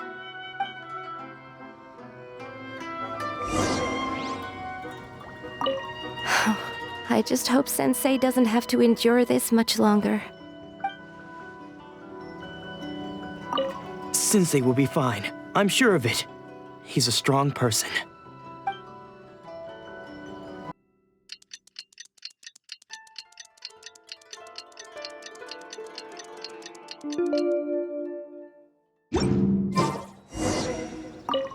Shh. So you decided to come. It's a good thing you didn't arrive any earlier. You would have had to witness Sensei in one of his fits of madness. Just now, when Nanako was attending to him, she heard him whispering a few names to himself. When she asked him who the people were, he suddenly looked panic-stricken and pushed her away. It looked like he was in great distress. He was covering his ears and looking frantically around him with bloodshot eyes. All the while he kept calling those names. Some of them we knew, others we didn't recognize. But they all seemed to be the names of sword masters he had defeated in the past. One of them was Anzai. He used to be a fellow disciple of Sensei's, his senior, in fact. But Sensei defeated him in a duel many years ago, and he has been a wanderer ever since. Sensei wouldn't stop calling his name. Thankfully, the shrine maidens managed to subdue him, so the exorcism can finally continue. The ritual has now begun. All we can do is patiently await the result. Here's hoping Sensei will be back to his normal self very soon. Please, excuse me for a moment while I fetch some water. If he wakes up, he is sure to be thirsty.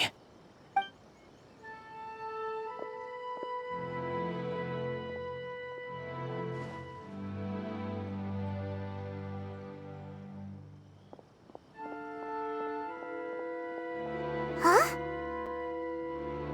Who's that sneaking around? Uh-oh. Could they be here to mess up the exorcism? We won't let them get away with it. Come on, let's go after them.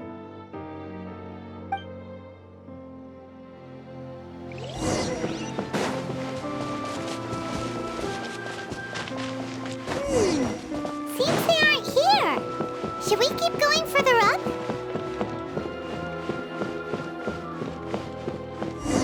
Is this definitely the right place? Let's look a little further up. Aha! Suspicious person sighted!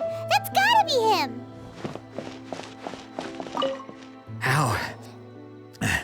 How did you catch up with me so quickly? Are you sure you're Domon's disciples? You move even quicker than he does.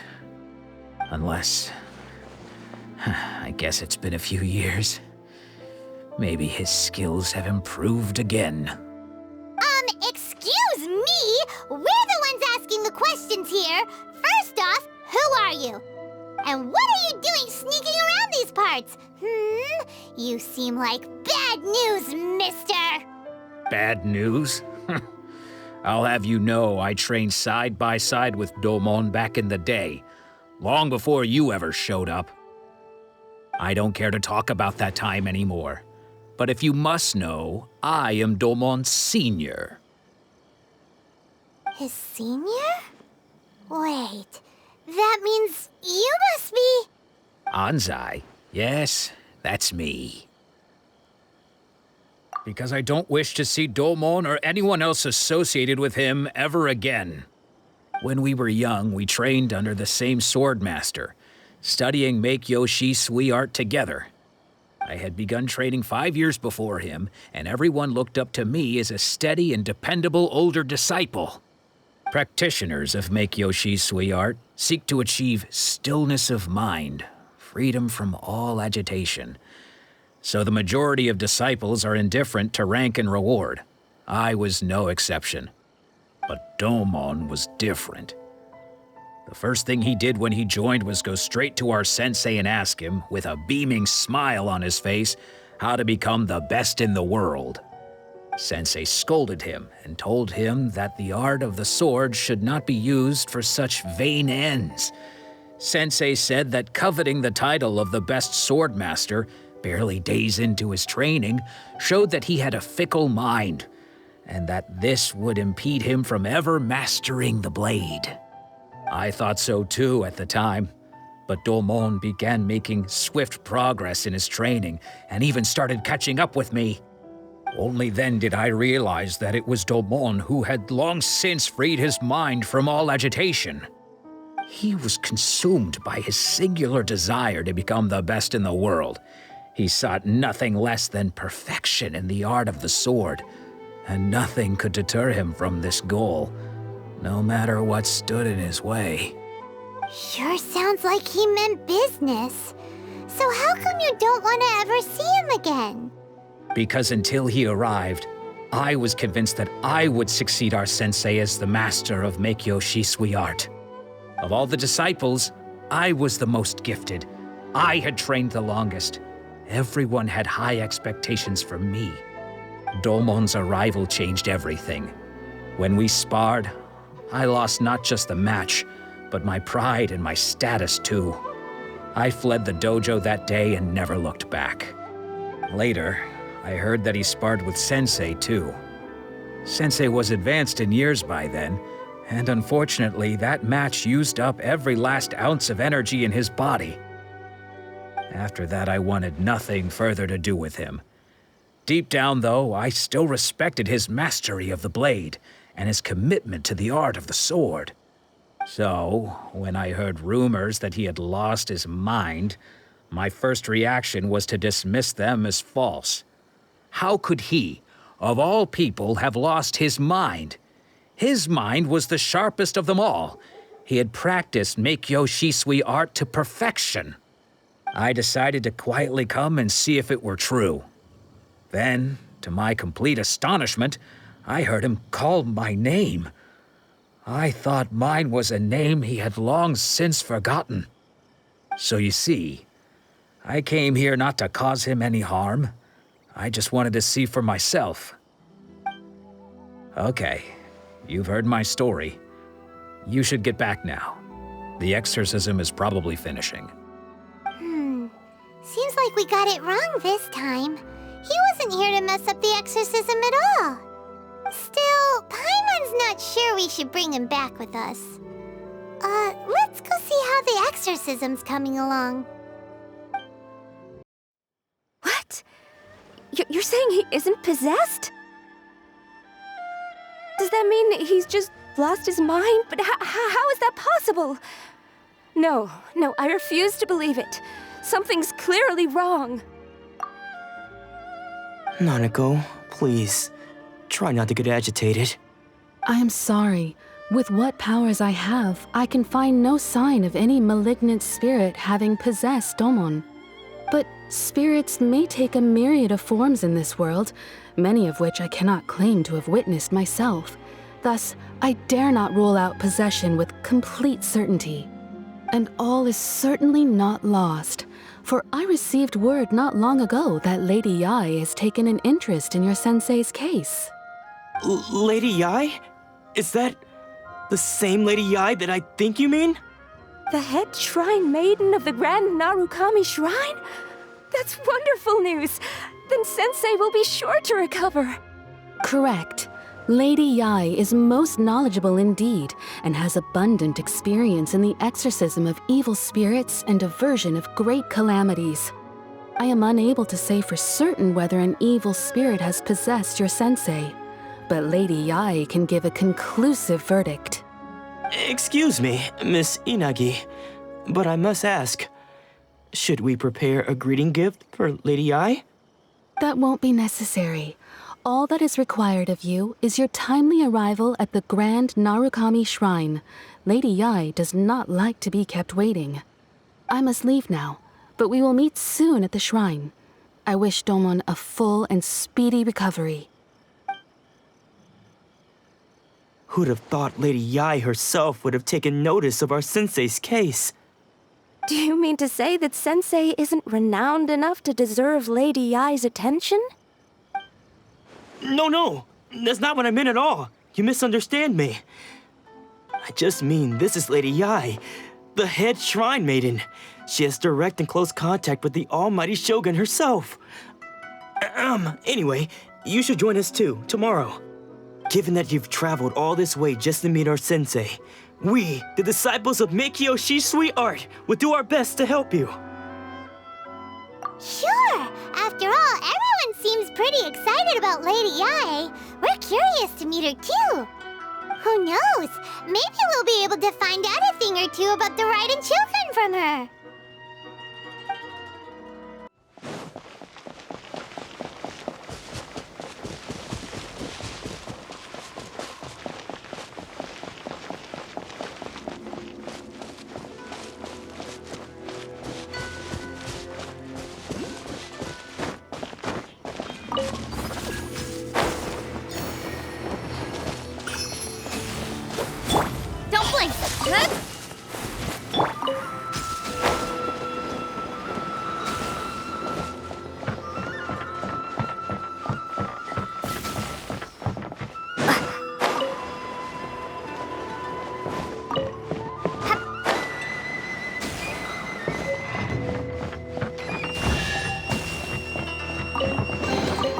I'll keep this close.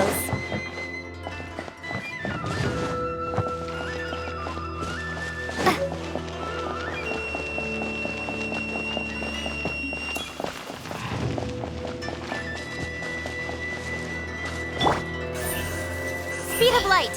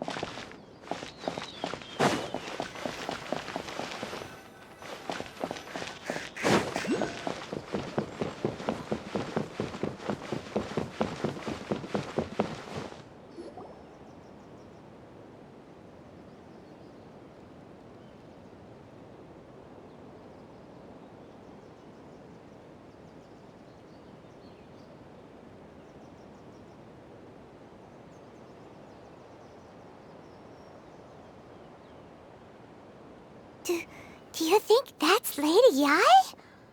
Oh, no wonder Junya was so excited. She has a really striking presence. Also, is it just Paimon? Or did she look right at us just now? It was probably nothing. It's not like she's ever seen us before. Keep away. Keep away from me. I gave up the art of the sword. Please, let me go, I beg you. As you can see, Lady Yi, Domon has persisted in this state for some time now. He appears to see those who have lost to him in duels past, gathered all around him to persecute him. Lady Yi, it must be a possession, right? This is nothing like him at all. In the past, no matter what came his way, he would always face it with a confident smile. I'm sorry. It is clear to me that your sensei is not possessed by any evil spirit. But then does that mean he... Yes. This is a change in the person himself. Unable to cope with the tremendous pressure he was under, he suffered a spiritual collapse. With his wits impaired, he finally descended into madness. As one who is thrown into the sea, though he fights back desperately against his predicament, it does nothing to prevent his descent into the depths. As for what has triggered this change, I believe it must be the loss of his vision. For to be stripped of one's vision is to be stripped of one's ambition. Stripped of his ambition? But Lady Yi, even without his ambition, why should he suffer such a dramatic change? How does that explain his descent into madness? Your school practices Meikyo Shisui art, does it not? Stillness of mind, freedom from all agitation. What a fine notion that would be if any in this world could ever hope to achieve it. There was once one who claimed to be indifferent to rank and reward, and who fled enraged when defeated by his junior. And then there was an aged swordmaster who was aggrieved enough that he crossed blades with a disciple he himself had taught. Then, what of the one who crossed blades with his own sensei and beloved fellow disciple, and defeated them both? Can one truly remain unagitated, of still mind in moments such as these? Lady I'm not sure I understand. The path of the sword master is filled with twists and turns. It is no small undertaking to pursue the position of greatest sword master in the world. It requires one to take their sword firmly in both hands and cut down the hopes and dreams of others, even those of one's closest companions. Only a deep commitment to his ambition to become the best made it possible for him to rise above the pain of these encounters, to focus on the way ahead. When that ambition disappeared, he began to doubt himself. As he battled his growing anxiety, he slowly descended into the state you see him in now. Much like a certain fatally flawed friend of mine. Poor Sensei. To think he's been suffering so greatly. I'm sorry. It's all my fault. Father, Sensei, Anzai.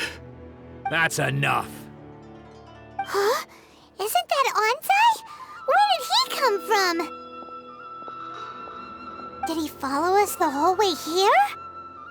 Anzai, why are there two of you? Is that you or a ghost? You're here for revenge, aren't you? I knew it would come. I never should have. You're right to assume that my feelings towards you are far from kindly. But I didn't come here to settle a score. It's been so long now that I made peace with it years ago. You did nothing wrong that day. I couldn't face the humiliation. That's why I ran. I don't think most of the people you beat along the way would hold it against you. On the contrary, when you cut our ambitions short, we entrusted them to you in the hopes that they might carry you further. Now I know that we can't place our hopes in you any longer, since you've been stripped of your ambitions too. But that is no reason to strip them of theirs. Follow the way of the sword all the way to the highest peak. You taught them that, didn't you? But what if one day, the same thing happens to them? I put everything I had into trying to become the best. But what if it was all a huge mistake right from the start? If there's a chance they'll end up like me one day, I'd rather they stay where they are now than go any further down this path. Have you asked them what they think? Sensei, after you rescued me from the hands of the pirates, I told myself I would follow in your footsteps for the rest of my days. I can't know whether I will suffer in my future as you do now. All I know is that here and now, in the present, I wish to continue. I want to keep going until the day that I can stand before everyone with my head held high and announce that I, like my sensei Domon before me, am a master of Meikyo Shisui art. Nanako's far from the only one. Actually, all of us think that way. Goodness. Well, You see? You can place the ambition you once had in their hands. Being stripped of your ambition is something that's never happened to me, so I can't claim to understand it. But I do know what it feels like to have your ambitions crushed. That's what happened on the day that you so effortlessly defeated me. So, just as I once placed my ambitions onto you, it is time for you to release yours into their custody. You are not in the same position that I was. When I left, I had nothing to my name. But you have a great number of worthy disciples. I understand. I'm sorry to have made you worry for me, and for the state of Meikyo Shisui art. I no longer have the resolve to become the best in the world. The emptiness and suffering inside of me will not abate, so I cannot hope to still my mind and be free of agitation. But as your sensei, I shall commit to imparting unto you everything I have learned in my life so far. This is my promise. And I humbly ask Anzai, my senior, to hold me to my word. You can count on that. I'd be checking in on you occasionally anyway, just to make sure you hadn't lost your mind again. But I am now used to the life of a wanderer. I do not belong in the dojo anymore, so I will simply stop by once in a while to make sure you aren't cutting any corners with them. Well, don't just stand there staring at me. Say thank you to Lady Yai and then get yourself back home.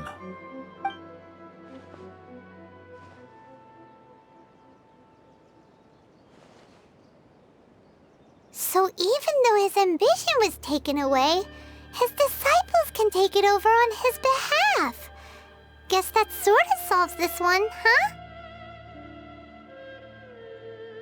Traveler, a moment, please.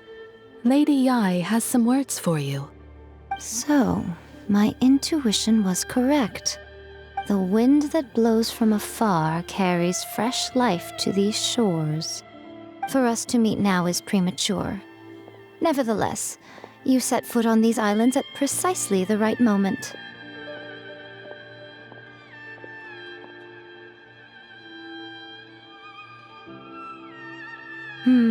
I have high hopes for you, child.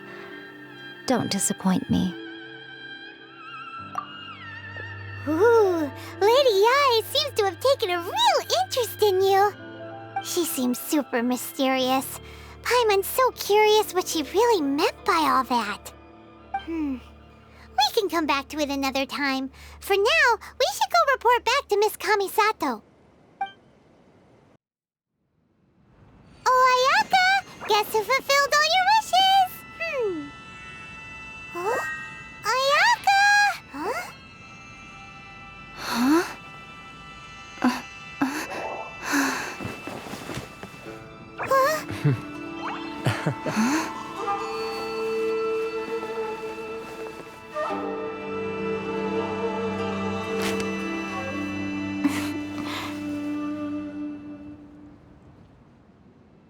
Traveler, Paimon, it is a pleasure to finally meet you both face to face.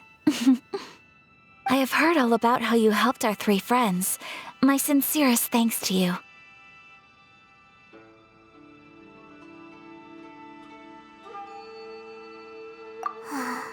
Yeah, short of getting them their visions back, it seems like there's no way to really help them.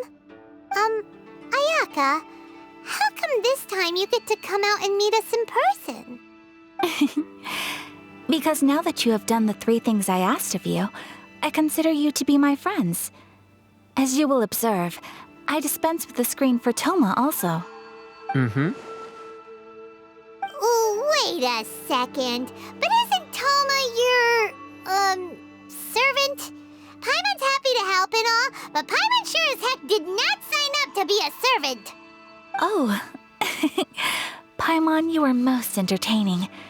Toma is first and foremost my friend, and was so before he ever became my attendant. Oh, okay then. Ayaka, you seem pretty different out in the open compared to how you are behind the screen. Alright, we can be friends. Thank you both kindly. Back to the matter at hand. You have now witnessed the pain of those deprived of their visions. What are your feelings on what you have seen?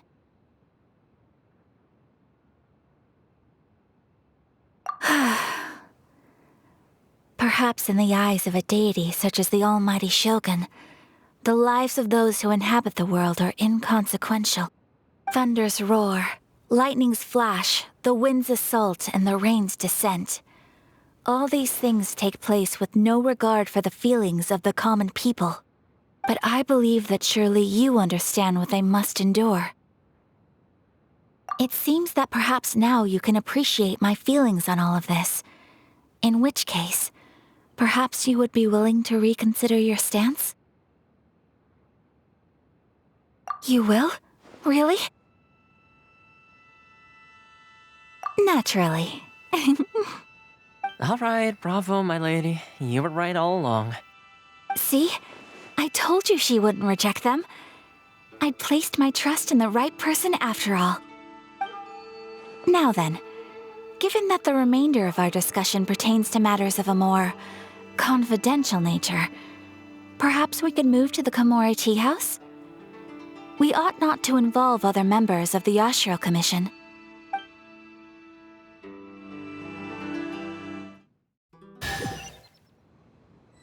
Well, here we are again. Please continue without me. I'll keep watch. So, what's the deal with this place anyway? What makes it your favorite meeting spot? This is land that was gifted to the Yashiro Commission by the Shogun. The Kamisato clan has the exclusive right to plan, build, and repair any property on this land, and even to allow or deny access. Such privileges exist due to the Yashiro Commission's role in managing ceremonial affairs. Oftentimes, it is not appropriate to discuss details in front of bystanders. Oh, Paimon gets it! Gotta keep a bit of mystery, right? Once the number of ceremonial affairs conducted in the city began to decline, our forebears built a tea house here. Only members of the Yashiro Commission are permitted to come and go as they please. Makes sense. Perfect place for a secret base. In any case, we can talk freely here. I presume you have a few questions that you wish to ask me?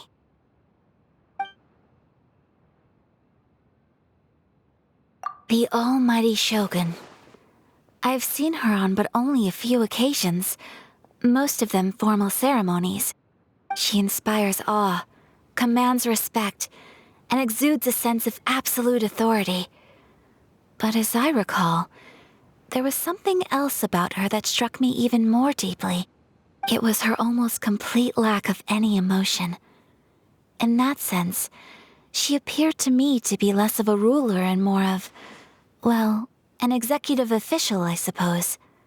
Focused exclusively on her single goal of implementing eternity, acting accordingly without feeling.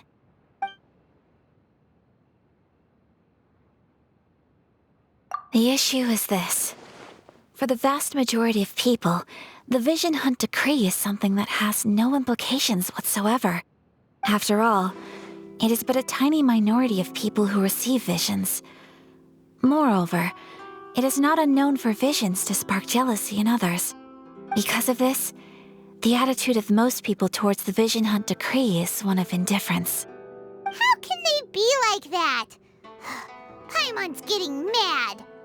Nevertheless, in addition to us, there is also the resistance on Watatsumi Island. Resistance? You mean like an army fighting against the decree? Yes. Many who have lost or fear losing their visions have rallied together under Sangonomiya on Watatsumi Island to form a resistance group. To say a little more about Sangonomiya, historically, there has always been some conflict between them and the shogunate of Narukami Island due to their different belief systems. But I do wonder whether there may be some other agenda behind their resistance movement, beyond merely fighting the Vision Hunt Decree.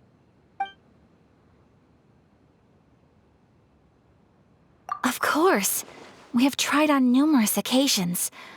Unfortunately, each time a proposal to repeal the decree arrives at Tenshukaku, it is promptly vetoed by both the Tenryou Commission and the Kanjo Commission, and subsequently scrapped. They invariably adopt a stance of unconditional support for the Shogun's decisions. They have no interest in discussing anything. It almost makes one wonder whether they had a hand in the Shogun's sudden decision to issue the Vision Hunt Decree. Ooh, Paimon has a question though. Oh? What would you like to know, Paimon? Have you got a plan yet to fight the Vision Hunt Decree? To be honest, we do not. What? Please, do not forget that challenging the Vision Hunt Decree is tantamount to challenging a deity. Coming to terms with that is already a difficult step to take. So what are we gonna do? Well, for the moment, all we can do is try and reduce the harm that is being caused by this decree. For example, by providing vision bearers with safe refuge, or manufacturing counterfeit visions for them as a contingency measure. You're telling Paimon that there are people out there who can make fake visions? Don't underestimate the talents of the craftspeople in Hanamizaka. To the naked eye, their counterfeits are indistinguishable from the genuine article. The problem we are facing right now is that Master Masakatsu, who was providing us with counterfeit visions, has recently been arrested by the Tenryo Commission.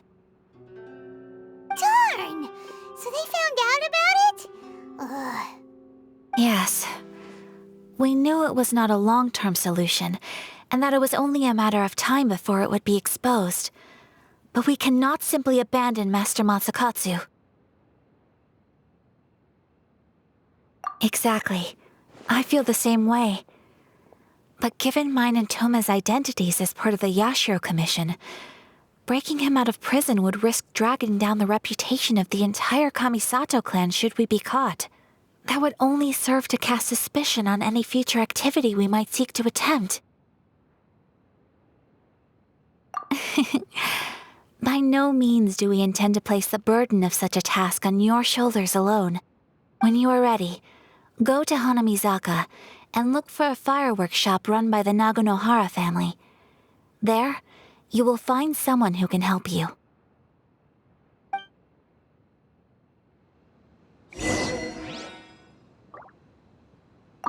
You want to know who you'll be meeting in Hanamizaka? Let's just say they'll be easy to find. You'll see what I mean when you get there.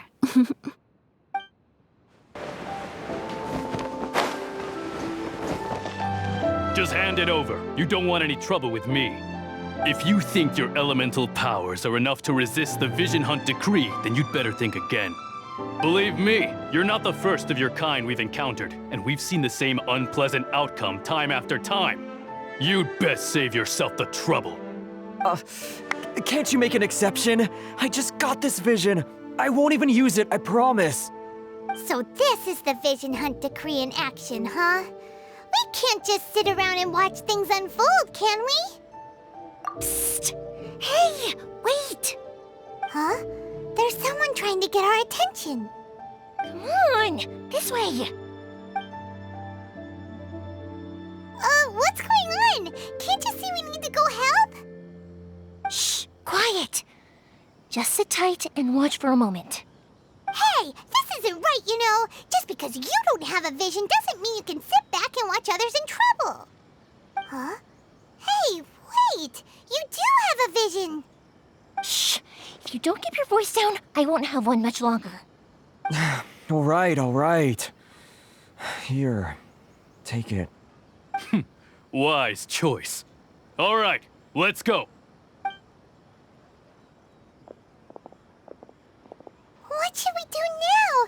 He's already given up his vision. Doesn't he know what could happen to him after losing it? This is your fault. You're the one who stopped us from interfering. Many thanks, Miss Yoimiya. If you hadn't swapped me a fake just now, I'm sure I would have lost it. No worries. You put on quite the convincing performance. Oh, so that's what's going on here. And to think Paimon was about to unleash Paimonial wrath on Miss Yoimiya.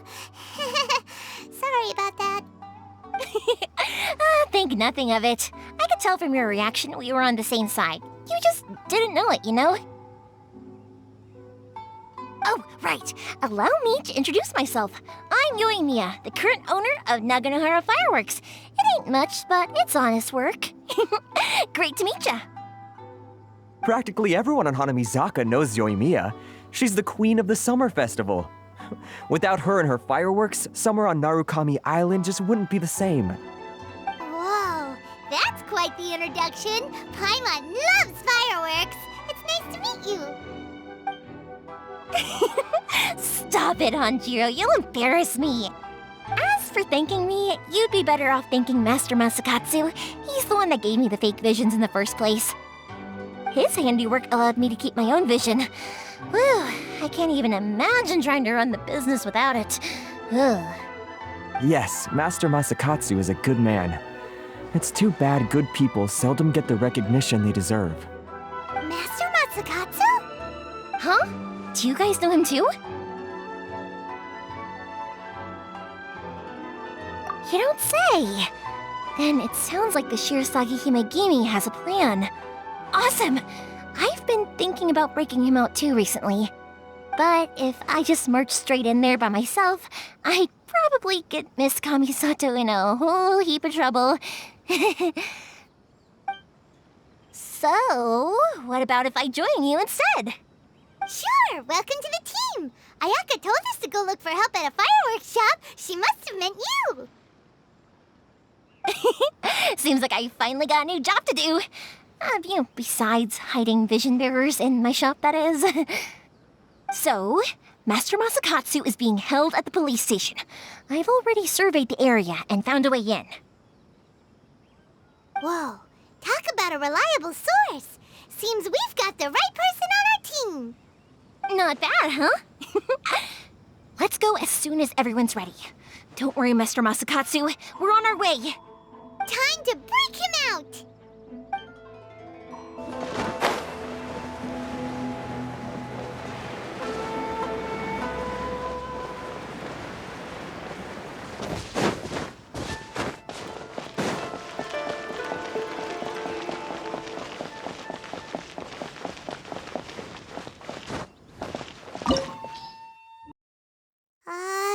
Now that we're inside, this place is a whole lot creepier than Paimon imagined. Come on, this way. As long as we stay quiet, we've got a good chance. I certainly wouldn't want to end up locked away in here. Let's find Master Masakatsu and get out of here. We should split up. I've got a little present to prepare for Master Masakatsu. I'll be right back. You sure? Alright then. Just be careful not to get caught. Yes, you too.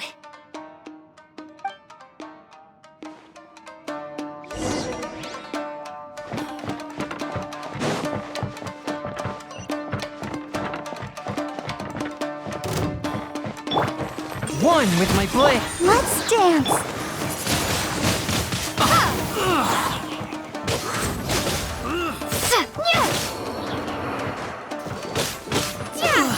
I must withdraw.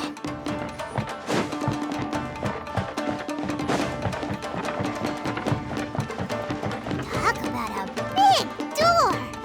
Seems we need to collect something shaped like Magatama in order to open it. Hey! Prepare to be blown away!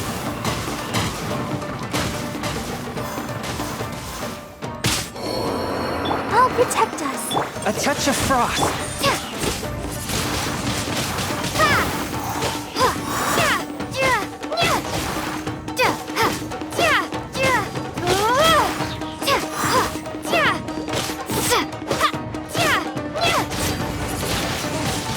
Windblade!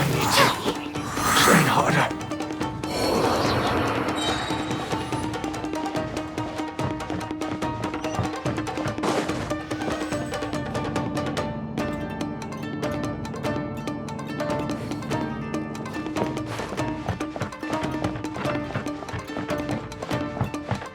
Who goes there? Let the show begin.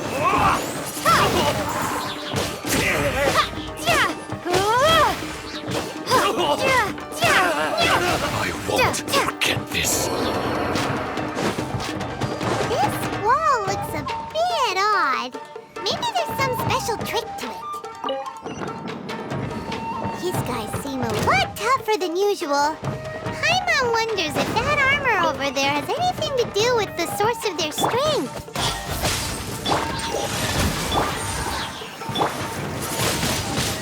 Windblade!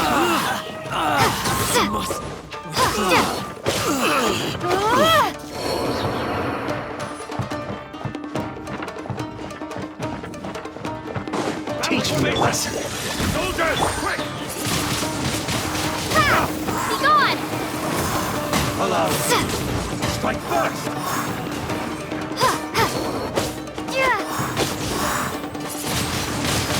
Windblade!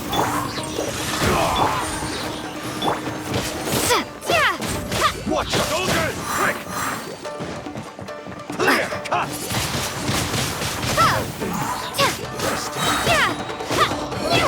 I will.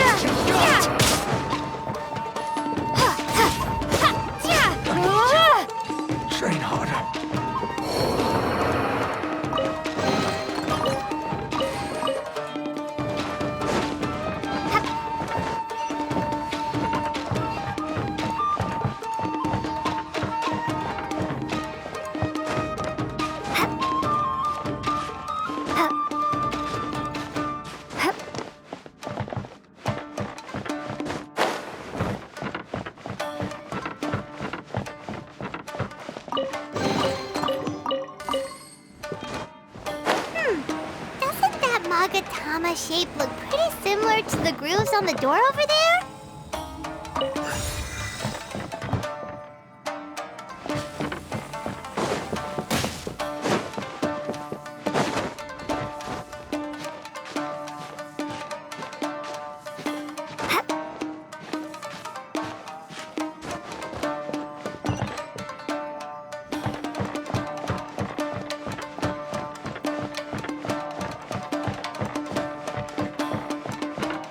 Teach me a lesson. Show me what you've got!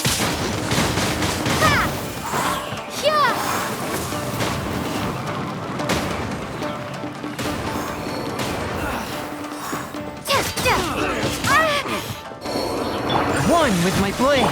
I'll protect us. Don't hold back!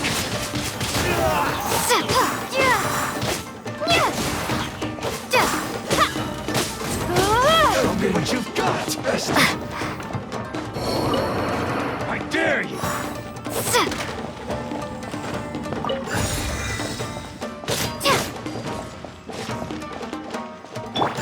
A touch of frost.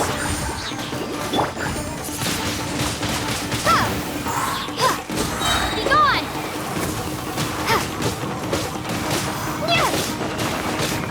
I need to train hard.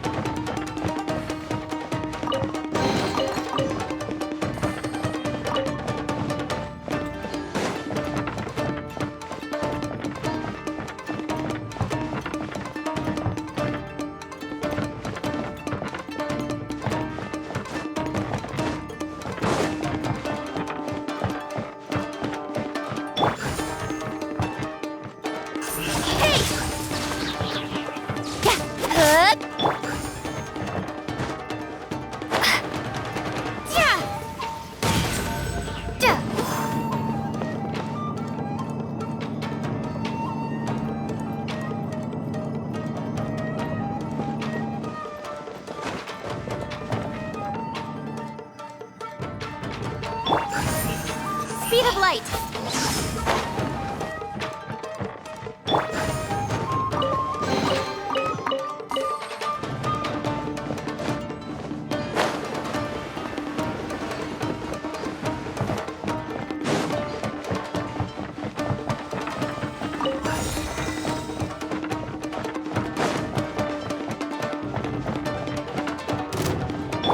Don't blink!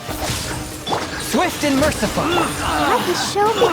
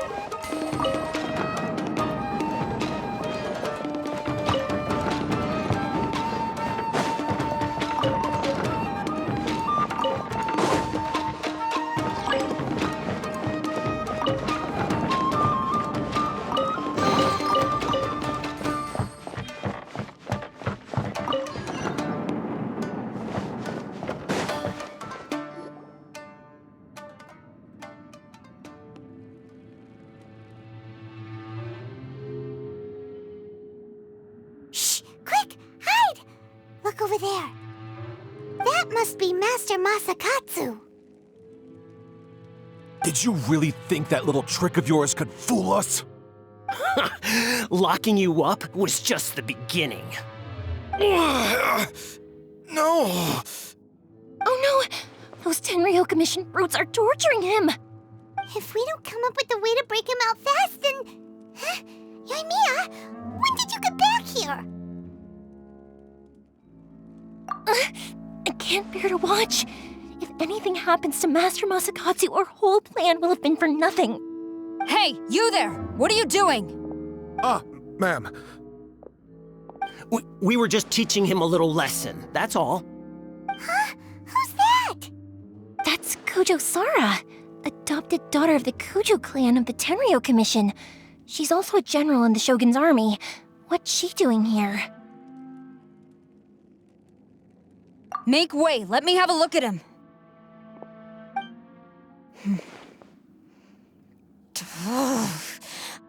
I'm sure you're well aware that torture is strictly against military regulations. Yes, ma'am. If you are unashamed of such disgraceful action, then you are also unworthy of the Tenryou Commission itself.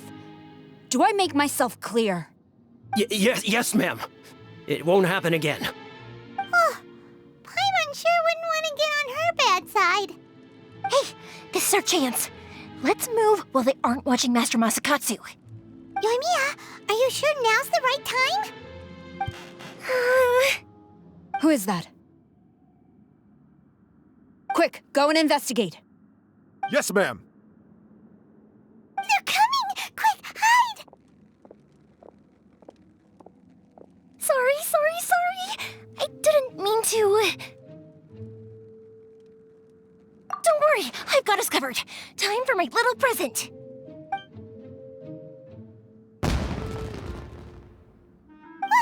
Fireworks! Huh? Was that an explosion? It sounded like fireworks. Quick, let's hurry!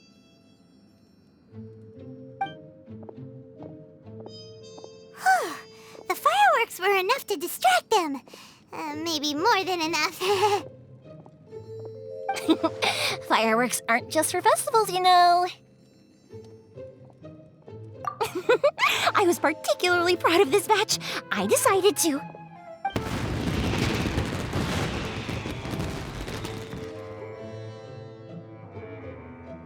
Whoa! Yoimiya, this is turning into a bit of a fireworks display.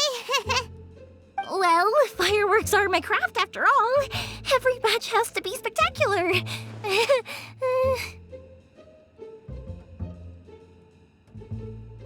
Look, the coast is clear. Now's our chance.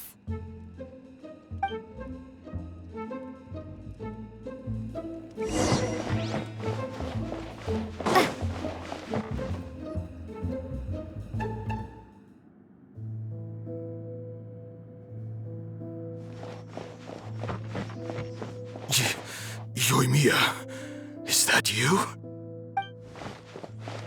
Master Masakatsu! Sorry we took so long. Oh, those awful guards. Come on! We've got no time to lose! They could be back any minute!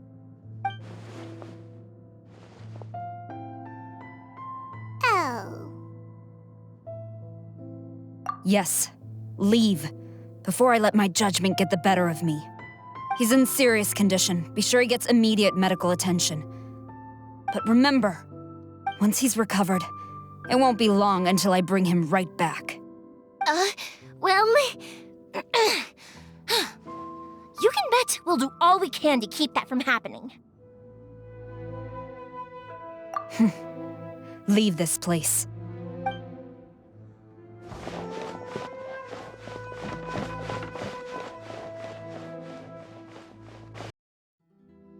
Phew. We're finally out of that creepy place. Yes. Finally, I've made it out of there. Master Masakatsu, how do you feel? Can you hold on? Don't worry. I think I can make it to the infirmary without keeling over. Thank you. All of you. I'll take him to get treated. I'll treat you to a round of drinks once this is all over. Don't worry about us. Just take care of Master Masakatsu.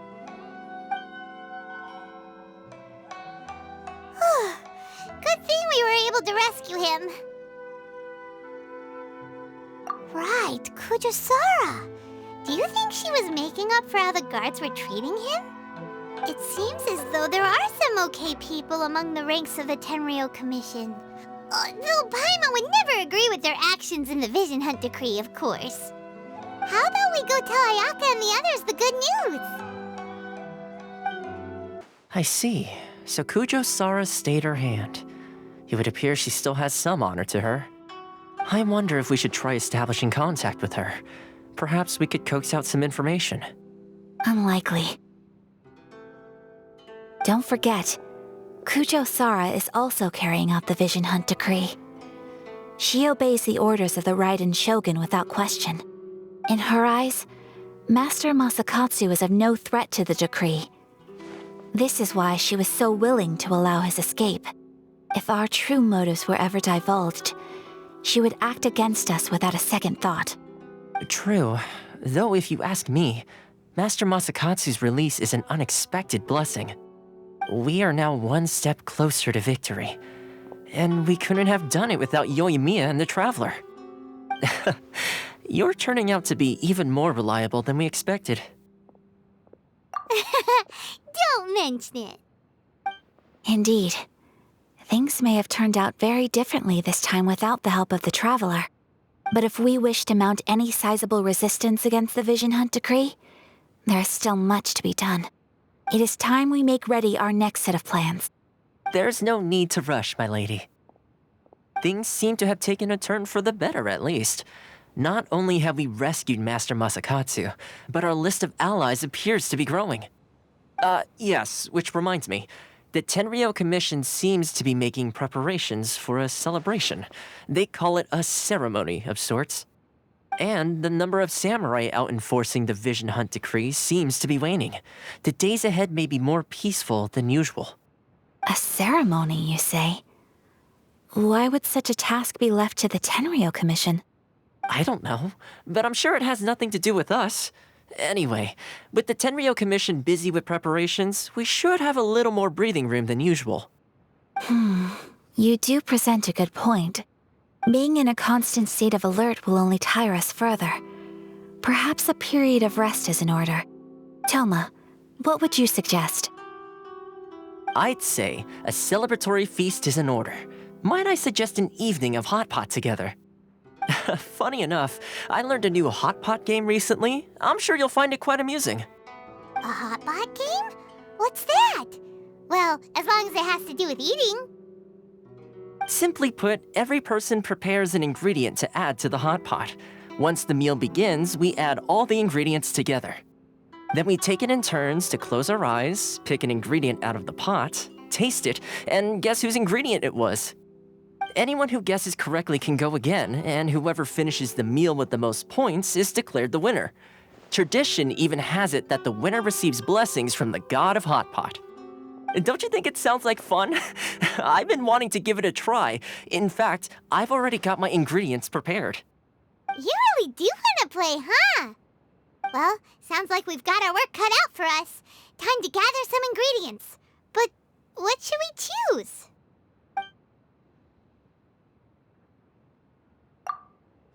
Let's see what we've got here. Fresh fish fillets, shrimp, bamboo shoots. Nice! You can't go wrong with these. Paimon can't wait. Paimon never thought we'd be the only ones to actually put anything edible into the pot.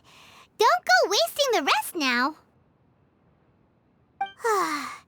This was possibly the scariest looking hot pot Paimon's ever seen.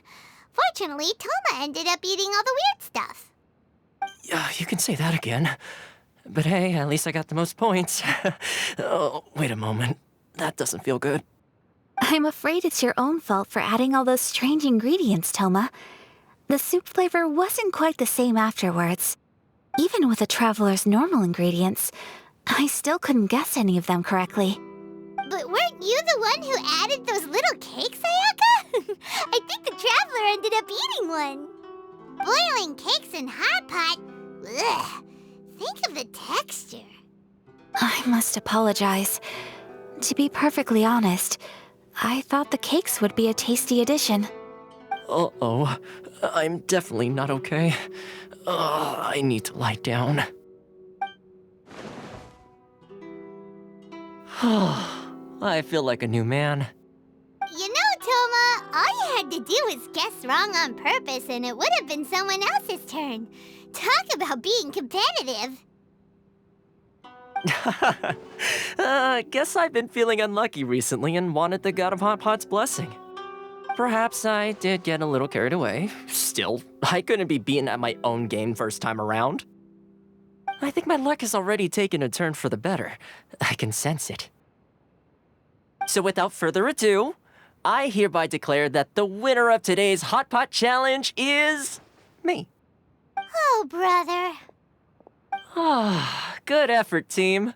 Another important job taken care of. Next on the agenda, some well-earned rest and relaxation. Yes. If the Tenryo Commission truly is as busy with preparations as Toma claims, then some rest would be a welcome change of pace. And with the extra time, there are some other matters I wish to attend to. Let's all take some much-needed time off. After a few days' rest, we'll reconvene at the Komori Tea House and discuss our next operation. Downtime is hard to come by these days, so be sure to make the most of it. I'll tidy things up here and start thinking about our ingredients for our next round. There's gonna be a sequel? Sure, why not? We should play again now that everyone knows the rules. I'll see you all later. Bye, Toma! Seems we won't need to be visiting the Komori Tea House for a while. Why don't we go explore some other places?